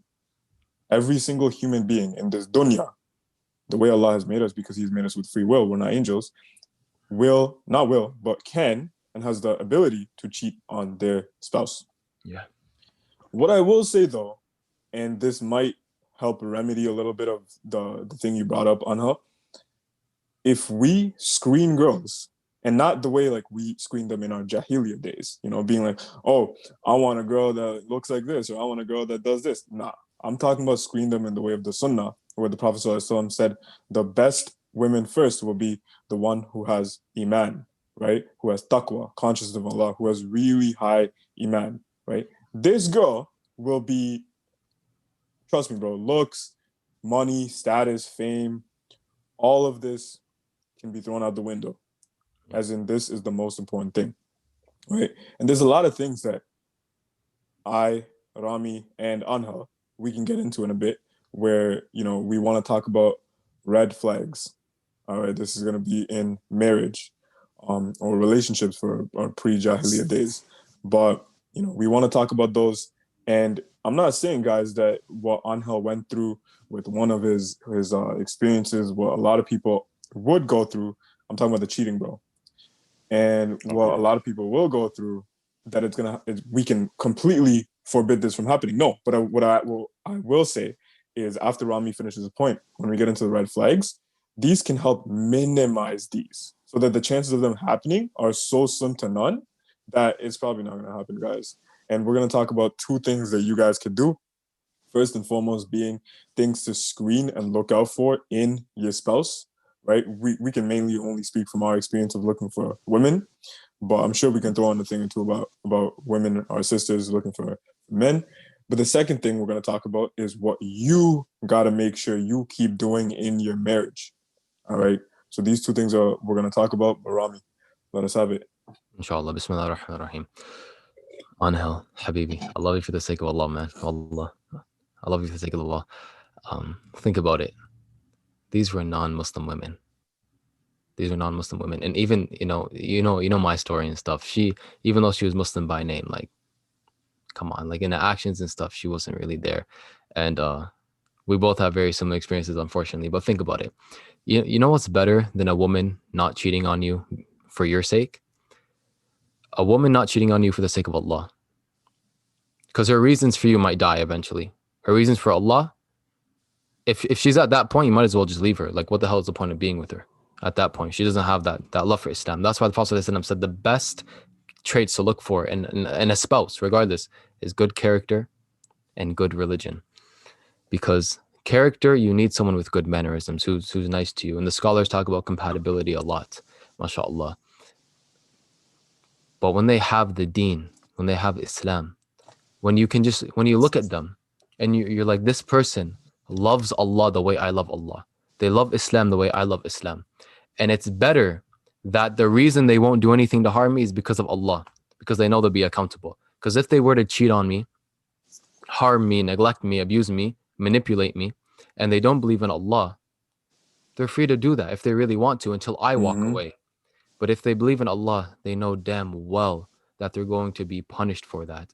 And even if it doesn't work out, at least it'll end respectfully on a good note. So when you look at a woman, if you don't see character and deen, okay, khalas, leave. But if you see character and you see deen, you'll feel the coolness of your eyes and it'll be a lot more comforting in that moment. But this is the thing, we're operating off of bad experiences in the past. We've never, they say, like, as they say, I mean, they don't really say it, but I say it a lot. It's always good till it's bad. It's always bad till it's good, right? We always, when we're in depressive states, we're like, man, it's going to be like this forever, until all of a sudden we're happy. We're like, damn, I'm happy.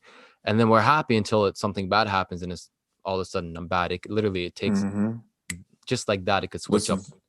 Listen, you're so right, bro. How many women do we know that's been heartbroken by a man, an F-boy, that they were just thinking like a little girl and not like a woman, and they got with, and they got tossed around in terms of their heart. And now they hear like, oh, men are trash, men are dogs, men are pigs, toxic masculinity, this, that. How many men do you know that's been a simp, couldn't pick the right girl, and now they're all like, oh, these hoes ain't ish. There's no good women out here. All women are evil. You're going to get cheated on anyway. So let me be celibate for 90 years. Bro, Yeah. Come on. There's so many. All right, guys. I understand that 100%. But I want to know if y'all feel me and where I'm coming from. Because I'm not just referring to cheating.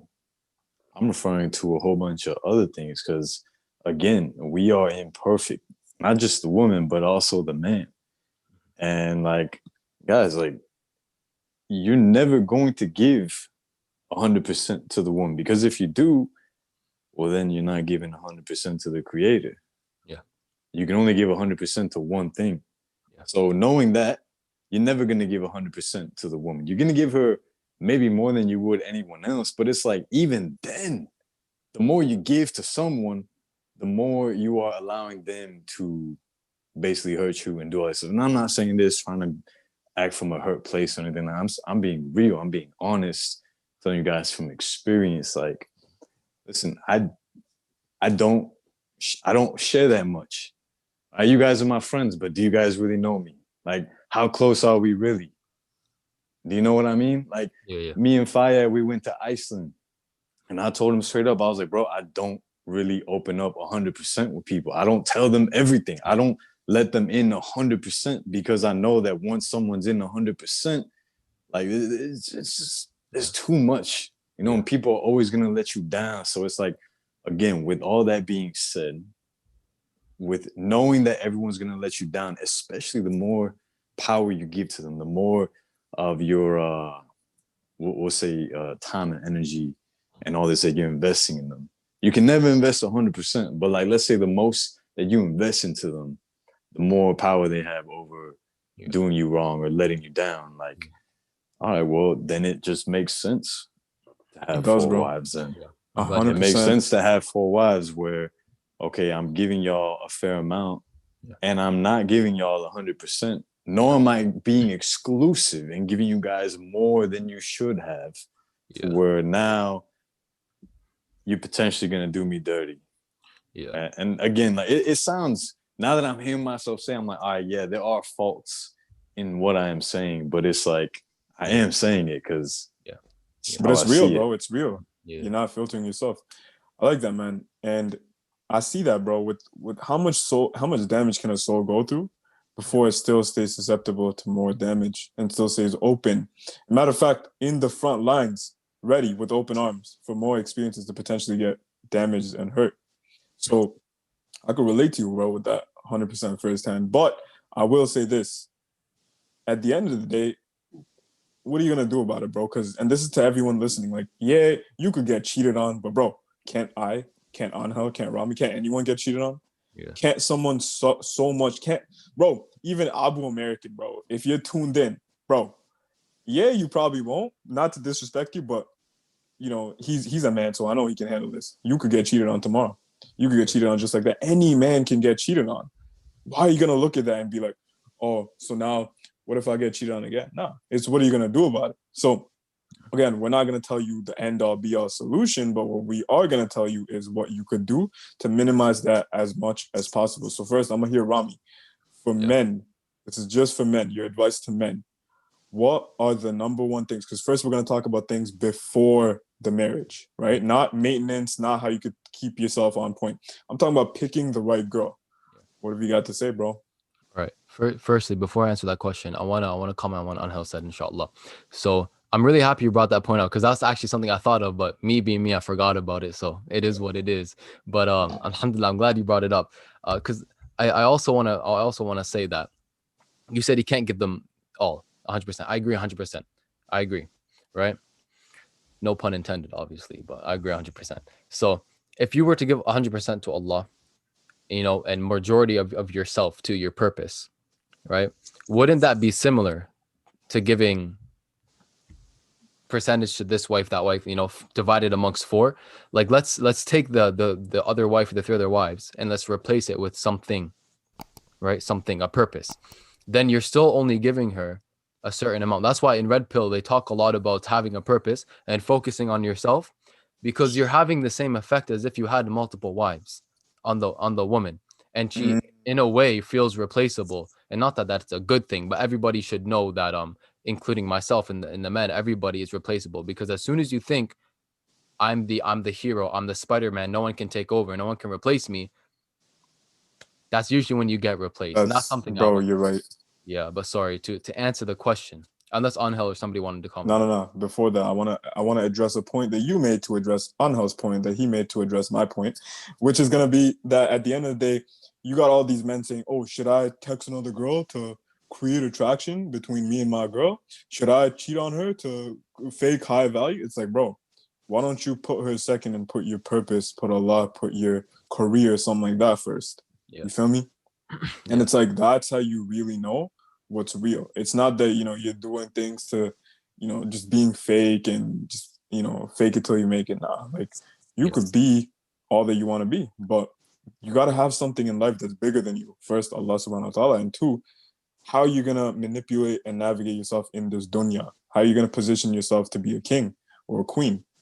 But yeah, I'm going to let you answer it now. Jazakallah khair, habibi. And beautiful. Pause, bro. Pause. So let me say this before I forget it, because it's completely involved. All right. So think of it like this: you have to give 100% to the creator, because without the creator, you'd be nothing, right? You give 100% to the creator, and everything else you do for the remembrance of Allah, right? You work, do for the remembrance of Allah. You love, you do for the remembrance of Allah, for the sake of Allah. Bro, you get married. Why do you get married? Because that is completing half of the deen. All right, bro? But it's not in the sense that you get married and now you're going to give so much to this one person, because that's defeating the purpose of why you're doing it in the first place. And I'm just going to go ahead and chime in and say here that when you have multiple wives, you're basically not letting that occur, because when you only have one woman, it's a lot easier for you to give her more than is necessary. And the moment you begin to give her more than is necessary, Rami can completely go in on this. And I'm not telling you to say details, because, bro, alhamdulillah, that's done. It's over with. It is what it is. You learn from it. Yeah. But it's like, you can never give too much to someone. And bro, Muhammad, bro, if you want to have one wife, I'm not trying to. I'm not trying to tell you not to have one wife, man. Some people think that you guys are knocking monogamy when you like give benefits of polygamy, but it's like, nah, like there's a choice, but each has its pros and its cons. It just depends on like what type of person what fits you your are. lifestyle. Yeah. So whichever one is better for you, you can take it. With that being said, without more tangents, Rami, answer the damn question, bro. Yes. All right. Bismillah. I just want to say, yes, 100%. You cannot give any soul too much. If you do that, then it's basically taking too much. Is basically, I mean, there's different standards, but basically you don't want to get to the point where you take your worship of Allah, the place, that's designed for Allah to be in your heart, and start filling it with someone else, even if it's just 1%, because that's when you overstep and you mess up. And then usually when you put something else in the place Allah's supposed to be in your heart, He takes it away. He tests you with it. I can say that firsthand, and it is what it is. So don't do that.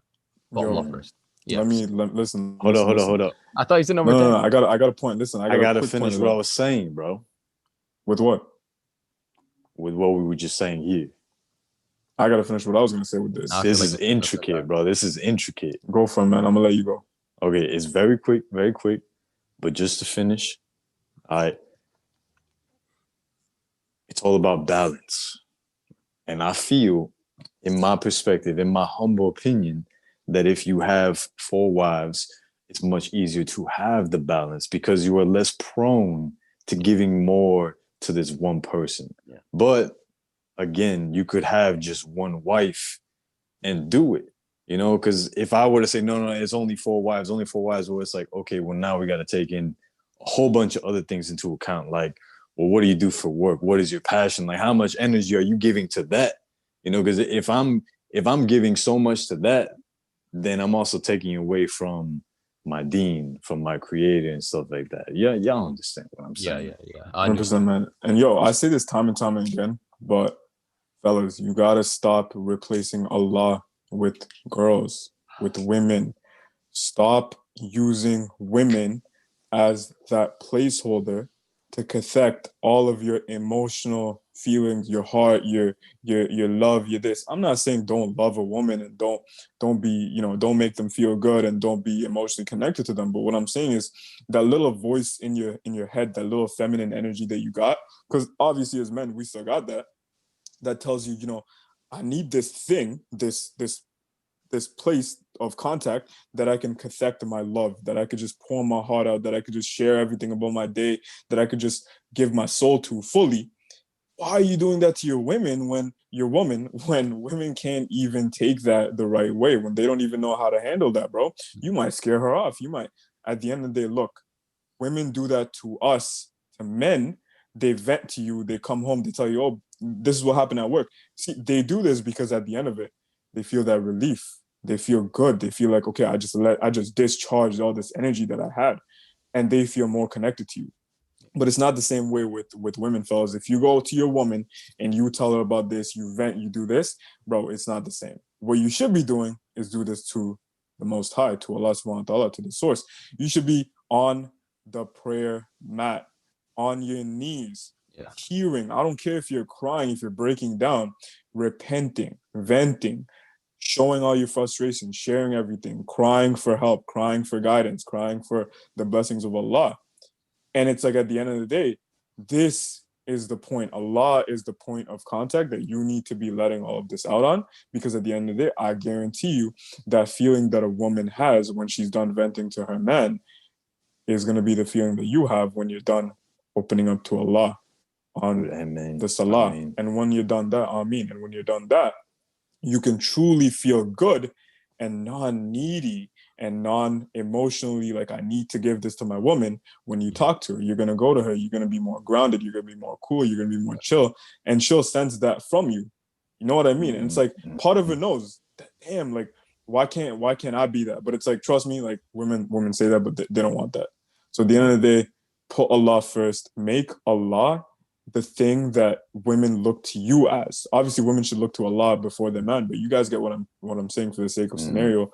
The thing that women need you as, to be that rock, to be that thing that they can be a storm around, you got to look at Allah to be that, so that you can be yourself and fully let go emotionally around. Yeah, and there's nothing wrong with that, because Allah tells you time and time again, my slave, come to me, repent to me, pour your heart out to me, share everything with me. Yeah. So why don't you start having that scenario? Because girls are really good at that, man. Girls have diaries, bro. They got the sisterhood. They got the friends on speed dial. They know that we're open energy systems, like Anghel always preaches, and they know that they can discharge anytime. But as men, we constantly try to repress ourselves, because it's like, okay, yeah, I'll admit it, bro. No other man wants to hear your issues. We're not like girls. But it's like, Allah's always there. 24/7. Here's the thing. You wanna hit up your homies, it's 5 a.m. and you're like, damn, bro, they're asleep. I know you guys know that feeling. You can relate to that. And you're like, damn, how could I hit them up if they're catching some sleep? Oh, I gotta wait till tomorrow. So you cry yourself to sleep. Or I don't know, bro. Some guys are hella emotional, but it's like, Allah's open. It's 5 a.m. Fajr's an hour away. You could pray tahajjud, you could do the night prayer, and you could pray to Allah. Allah's never gonna close his doors for you. So why don't you use that? Yeah. Man, bro. Yeah. So Rami, before you say something, because I feel it. I feel it coming from you right now. Yeah. I went through a period in my life where I tried to be more open and just like talk about my feelings and emotions. Bro, that does not work. Let me tell you something. As a man, there's a reason why we try to hold everything in. Because one, when we're over here trying to talk to everyone about it, like, it doesn't really do the same thing that it does for a woman that it does for us. But two, we can't fully handle it on or by ourselves, and that's where the Creator comes in. You know, and I'll open up a little bit here with y'all and say that last night, or for the past like 3 weeks, I've been feeling real low. I've been feeling real low about a lot of things, but I didn't tell anyone, bro. No one close to me did I tell them, did I share this negative feeling that I was feeling, because one, I knew it was temporary, and two, why would I want to bring someone down with something that I'm experiencing? I just want to lift other people up.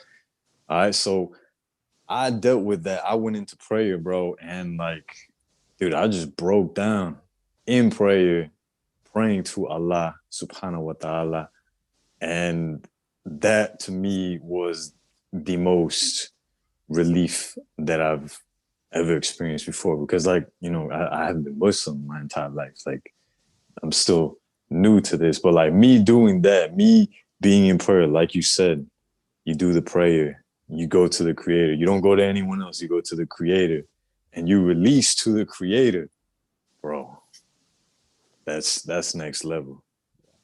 Allah. And you actually feel like you have more energy after, don't you, bro? Yeah, Because dude, when we go to our homies, we don't feel that discharge, bro. We're like, damn, bro, let me go to another homie. Or now let me tell this person. Let me tell my mom. But it's like when you go to Allah, you truly feel done. Yeah. Bro, and it's weird because like when I would go to my friends in the past, I felt exactly what you said. Where it's like, I don't feel that full release. Maybe I need to talk about it some more. Maybe I need to talk to my other friend over here. He's more into this stuff.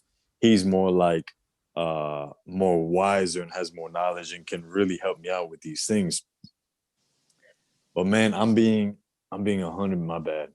I'm being 100% honest here and saying like, whenever I would tell my friends that, bro, I would feel weak because I knew that subconsciously a part of them was judging me and basically seeing me as a weaker version, you know, because I'm literally like stepping down and being vulnerable to this person, but this person is not God. This person is not the Creator. This person can't solve my issues. This person is just here listening to what I'm saying. And by me doing that, I felt weak.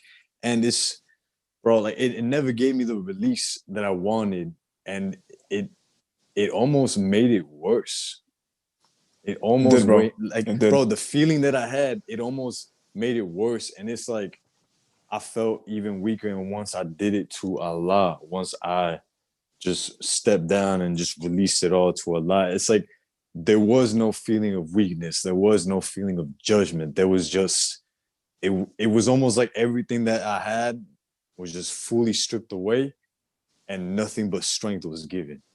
Nothing but clarity was given.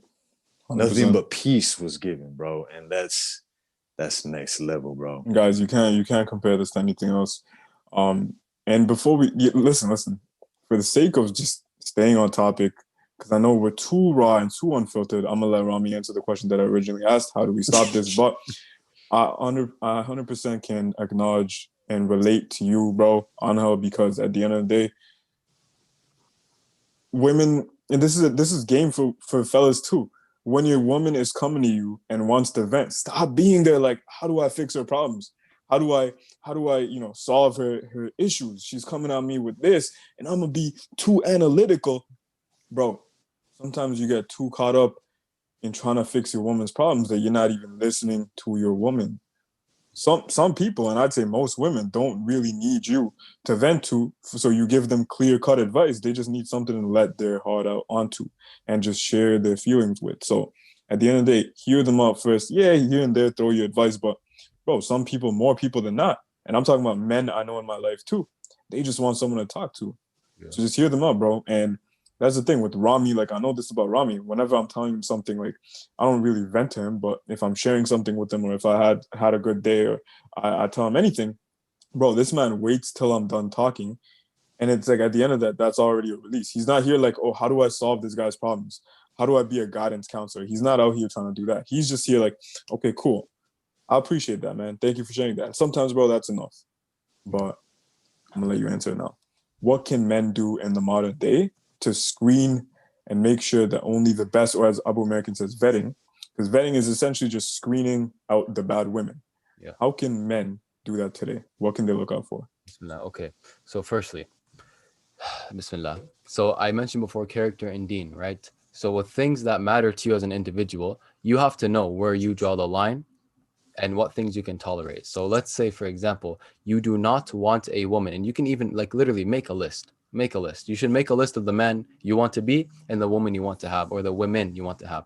If you draw the line of, I do not want her talking to men, maybe at work, okay, school once in a while if she needs to, if it's necessary, okay, but I don't want her being friends with men, make that a priority. And if you see she's friends with men, bye. Literally that easy. A lot of people are scared to say bye. Damn, bro, where'd you get all that game from? No, I mean, I know some brothers, mashallah. I'm gonna just say that. I know some brothers, mashallah. For real though. May or Good may stuff. not have a podcast with them, but subhanallah. So you need to know what you want. You need to make it clear, right? And you need to know where maybe you can tolerate a little bit, right? And that differs from person to person. But essentially, with character, you want to see who she is. A lot of time, Fayyad mentioned we're very analytical, we're very logical, rational, thinking about analyzing things, right? But the issue is a lot of the time we're analyzing the wrong thing. We're analyzing what she's saying, not how she's saying it. Because sometimes how someone says something is more important than what they're saying. Words can be meaningless, but the power is behind how they're saying it, what they mean when they say it, right? So you have to analyze how they're saying the things they're saying, of course what they're saying, but how they're saying it, the words they're using, the tone they have, the way they express themselves. And you have to, kind of drawing a blank here. Oh yeah, also you have to watch how they move, who they are. Even you have to do a little bit of social media stalking, see the friends they're with, see how they treat their family, mannerisms, character, and think, as soon as you, bro, be a little bit critical, right? Go with two eyes open. I heard this saying once, when you're looking for someone for marriage, go with two eyes open. Once you're in marriage, shut one eye, right? Keep one eye open, keep one eye shut. You don't want to be too critical in marriage, but when you're vetting, this is game time. Filter, you put the Brita filter on, filter out the nasty stuff, right? So watch them. If you see something, you don't have to confront them, take note of it, notice it. If it's a continual pattern, an issue, bye. Khalas, bye, on to the next. As one brother once told me, you missed the bus, you catch the next one 15 minutes later, right? I wonder who said that. Subhanallah. Jeez. But anyways, it's literally that simple. Like, looking for marriage is not marriage. Until you're in, you don't owe anybody anything. You could be talking to them for a few months, all of a sudden you see something bad, you go some peace. It is what it is. That's the character sign. Next is the deen. Because not wanting your wife or your future wife to talk to other guys is not just a character preference. It's an Islamic thing as well. So now it ties into deen. So you have to look, how are they acting in terms of their deen? How is even things like their hijab? I'm not saying you shouldn't marry someone because their hijab is a little off, but you have to notice these things. And if you pair her lack of hijab with maybe her lack of modesty when she's speaking to people, you put two and two together, maybe her modesty isn't there. And modesty is a big part of Iman, a big part of faith. Maybe she's not praying her prayers. I honestly think if a woman doesn't pray istikhara, if a woman does not pray istikhara for marriage, that's a bad sign. Istikhara is basically when you pray 2 rak'ah, you make dua to Allah. If this is good for me, make it so. If not, take it away from me. If she doesn't do that, that's worrisome. Istikhara is basically like for marriage. That's what people use it for nowadays. It's for everything. But nowadays, mainly when it comes up, it's like for marriage or something. That's one of the big decisions. So character. If you see things you don't like, you walk away, right? If you see things you like, you stay. You keep going. You see who they are, the person. Look at their deen. Look at their family. A lot of this is the big one. A big one. A lot of the time people think she's amazing, even though her father is horrible. Her mom is a vile backbiter. Her siblings are mentally deranged. She's good. Which family are you marrying into? You're gonna have to deal with that. You have to deal with the mom and the dad and the family. Look at the family. So that's what I would say. Those are the big three: character, on a special level, religion on a special level, and family. Look at those things. But yeah, my bad. When you talk, brother, just look at that's gold. Before you start your next point, my phone's about to die, so I might end up leaving early. No worries, bro. No worries. Man. All right. Listen, it's been a pleasure having you. If it dies, it dies. If it doesn't, it doesn't. If you want to leave right now, cool. But thank you so much, bro, from the bottom of our hearts for all you do. welcome to the team for T3M. We are looking forward to having you contribute more to the podcast and just growing with us. Yeah, I wasn't Looking talking forward much to because I was crossing just you up, dunking on you, and yeah, but I wasn't talking much because I had so much to learn from this. So yeah, I was just paying attention the whole time. Oh man, always, man. alhamdulillah. All right. Alhamdulillah, So bro. my point being is the three things that you said, bro. Thank you so much for sharing that, Rami. I will say something very similar to his character and integrity thing. Number one, bro, if you got a girl who's saying one thing, but her actions are showing something else, cut that off right away. Yeah. And this could be something like a little lie. Bro, I don't tolerate lies. Here's the thing. If she tells you something that's like a white lie, like, you know, trying to be nice, like, here's the thing. There's a difference between that and her just being a compulsive liar, even if it's little things. So I notice these things. I'm cognizant of these things, best believe. So these are things. When she says one thing, but her actions show something else, I don't want that. Number two, if she's masculine, bro, it's a wrap just for me. Like me, goodbye. I can't speak on behalf of the choir, but I will say I am naturally someone that likes to lead, and I'm a good leader type. So for me, I need a good follower type. And at the end of the day, Rami already said it best. The Prophet ﷺ said that good company is better than loneliness, but loneliness is better than bad company. So what makes you think I'd rather not be lonely than be with a masculine girl? I wouldn't. So at the end of the day, I would put 100% a feminine girl that's okay to be feminine. And she's worked through this media programming and social conditioning that tells her, oh, being feminine is bad. You're being weak. You shouldn't do this. Bro, that's just capitalism, man. That's capitalism for you telling you that a woman submitting to her boss and her corporation is better than a man submitting to her husband. Come on now. That can't be straight. I would say another point would be a girl that is always punctual. If a girl is on time, and this is for anyone in general, punctuality is a huge thing. This is a reminder to myself too, but a girl that's always on time, she's always there, she stays true to her word. This is key. Number four, this is just me personally, the thing that Rami said too, this was for him too personally, the no male friend thing. This is for me, this is 100% it. This is not some insecurity or like, oh, I don't, like, if you text this guy, you know, I feel like you're gonna start forming. Nah, bro. For me, it's more so like, well, that's just a boundary for me. I don't want to deal with that. It's from the Sunnah. It's from Islam. It's from the Prophet ﷺ's ways. And it's like, bro, at the end of the day, why I'm not doing that. Like, you feel me? Like, I'm not here texting chicks behind your back and doing something. So it's not necessary. Now, here's the thing. Yeah, I get it if you gotta text your coworker or because a lot of guys hit me up. They're like, oh, my girlfriend, you know, has this coworker, and you know, she needs to text him to like trade shifts and coordinate the opening schedules and all that. And I'm like, okay, why she got him on Snapchat though? And you know what I mean? Like, you don't need Snapchat to trade shifts, bro. Like, let's be honest now. So things like that, look out for. And I want to address the point that Rami said too. This is very important. Rami said the thing about her family. Here's the thing, bro. You cannot control her family, but you are marrying, you know, not into their family, but it's like they're going to be there to some degree. So I'm not going to fully say what Rami said is 100%, but I'm not going to say it's 0% either.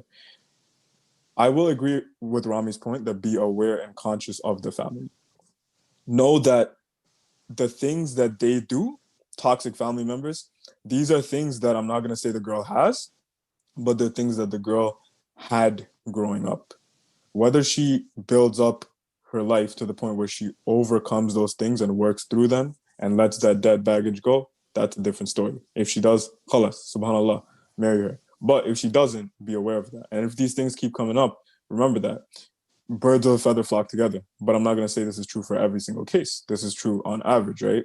It's a generalization because it's true. It's cliche. The last thing I want to note, and this is just for me, is here's the thing, bro. You want a girl, just like Khadija radiallahu anha, just like Anghel said, who is your backbone. She's not going to be someone who wants to count favors. You want someone that fully gives in to your agenda. If you tell her, hey, babe, this is my purpose, this is my life, this is my whatever school, this is my mission, this is my craft, and here's how you can help me, or she should be wanting to help you anyway.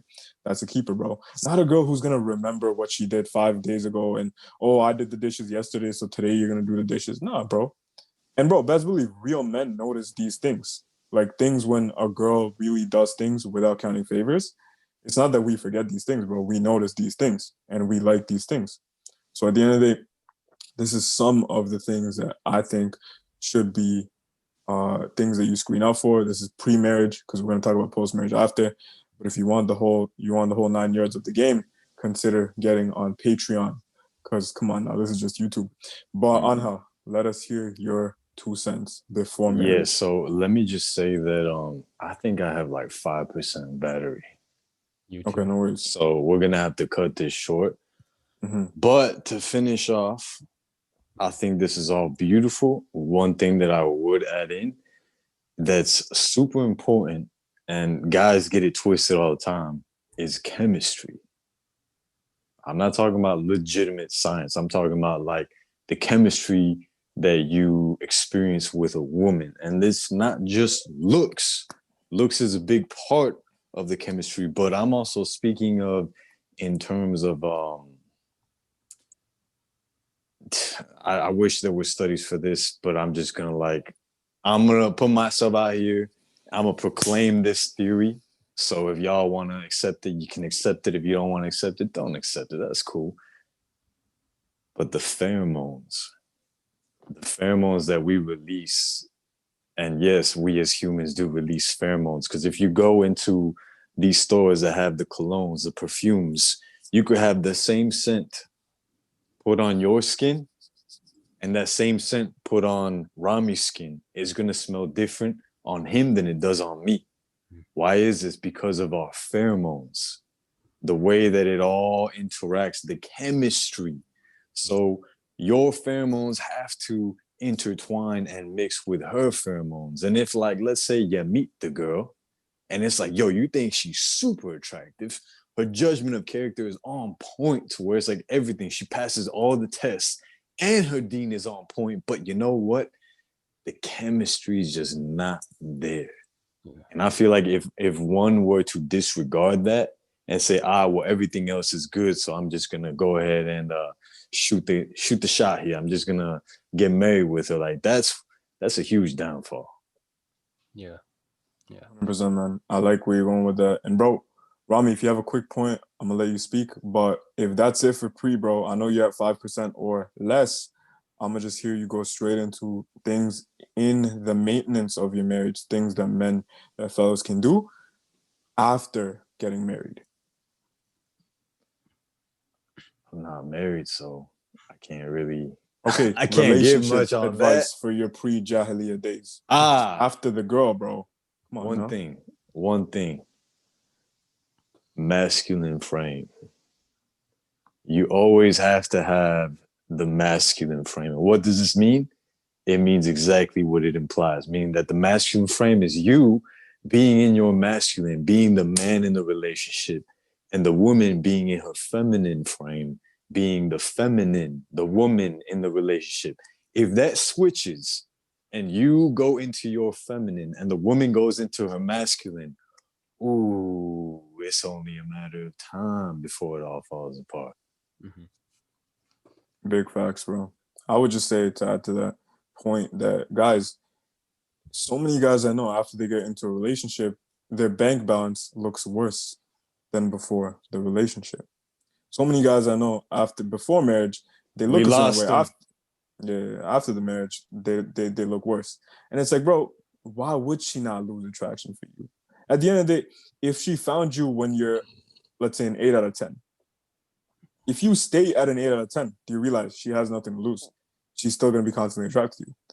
If you increase and you keep improving yourself, bro, she's only going to get more and more attracted to you, because however much she was attracted to you before, you're more improved now. So if you had $100 in your bank, now you got 100K. Oh, she's more attracted. If you look like a 6 out of 10 before, now you're 9 out of 10. Oh, she's more attracted to you. If you had no purpose in life, now you're doing something for the world and you're trying to change the whole dunya.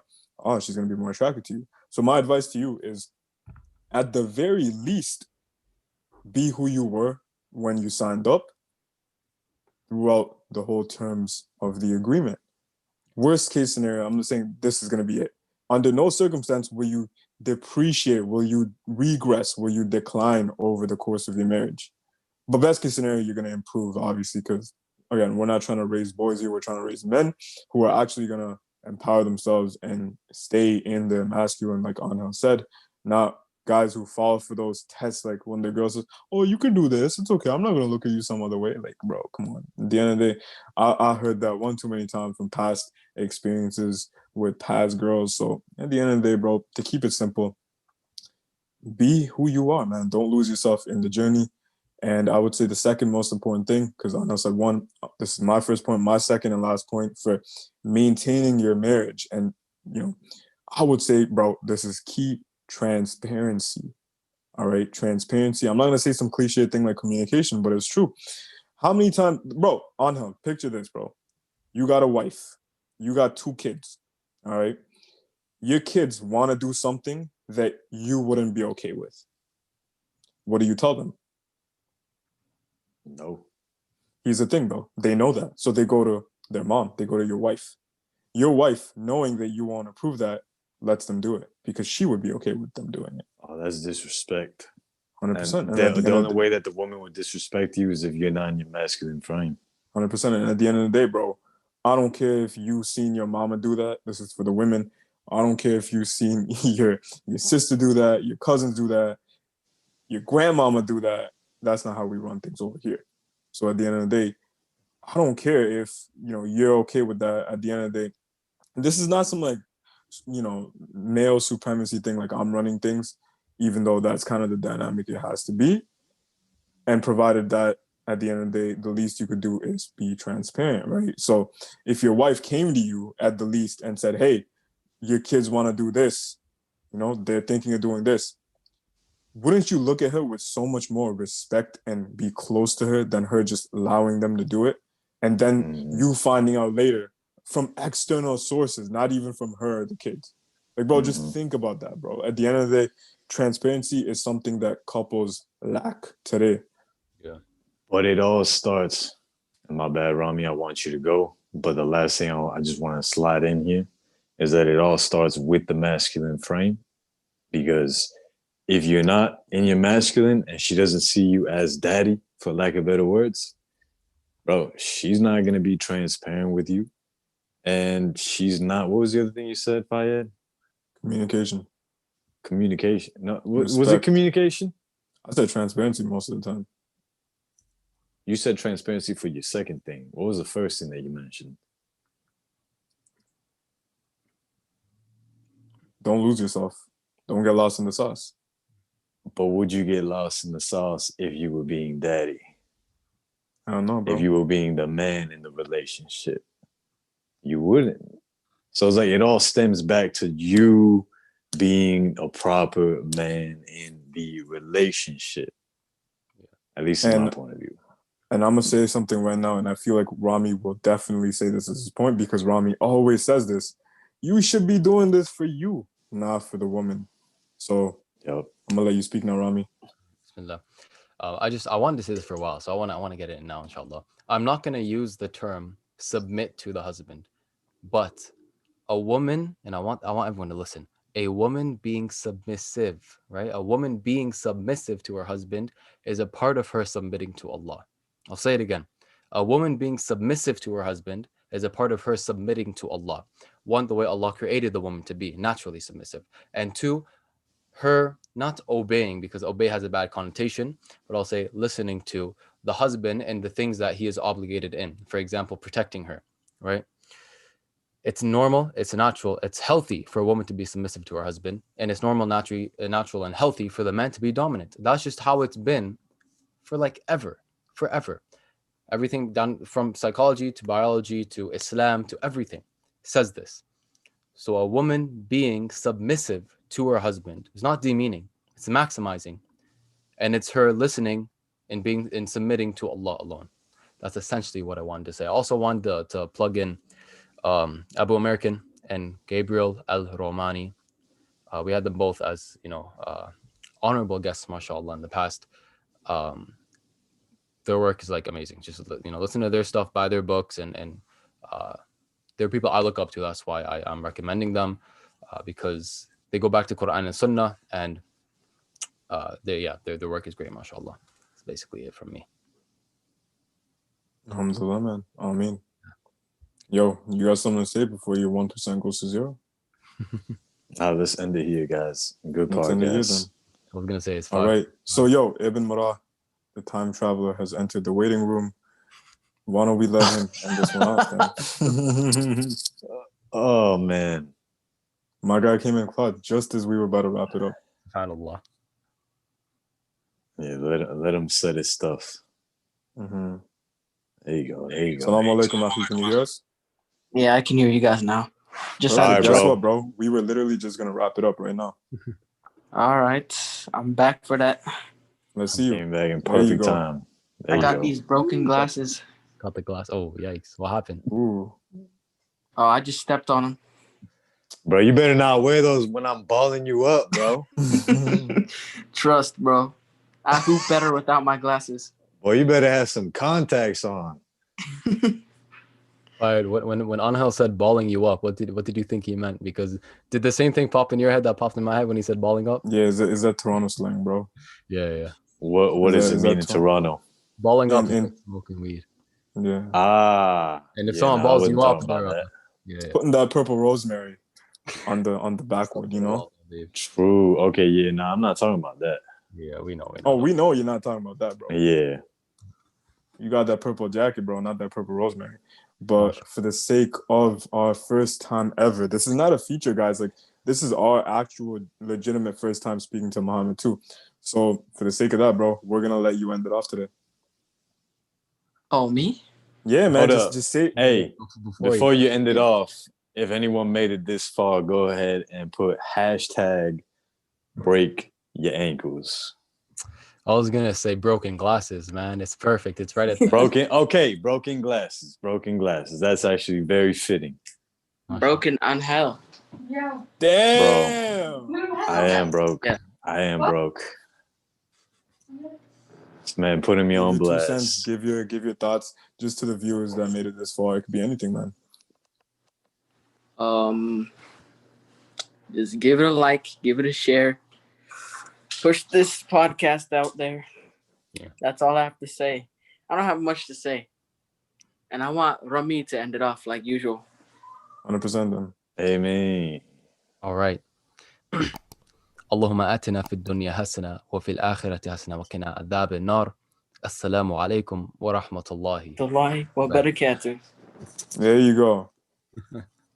There it is.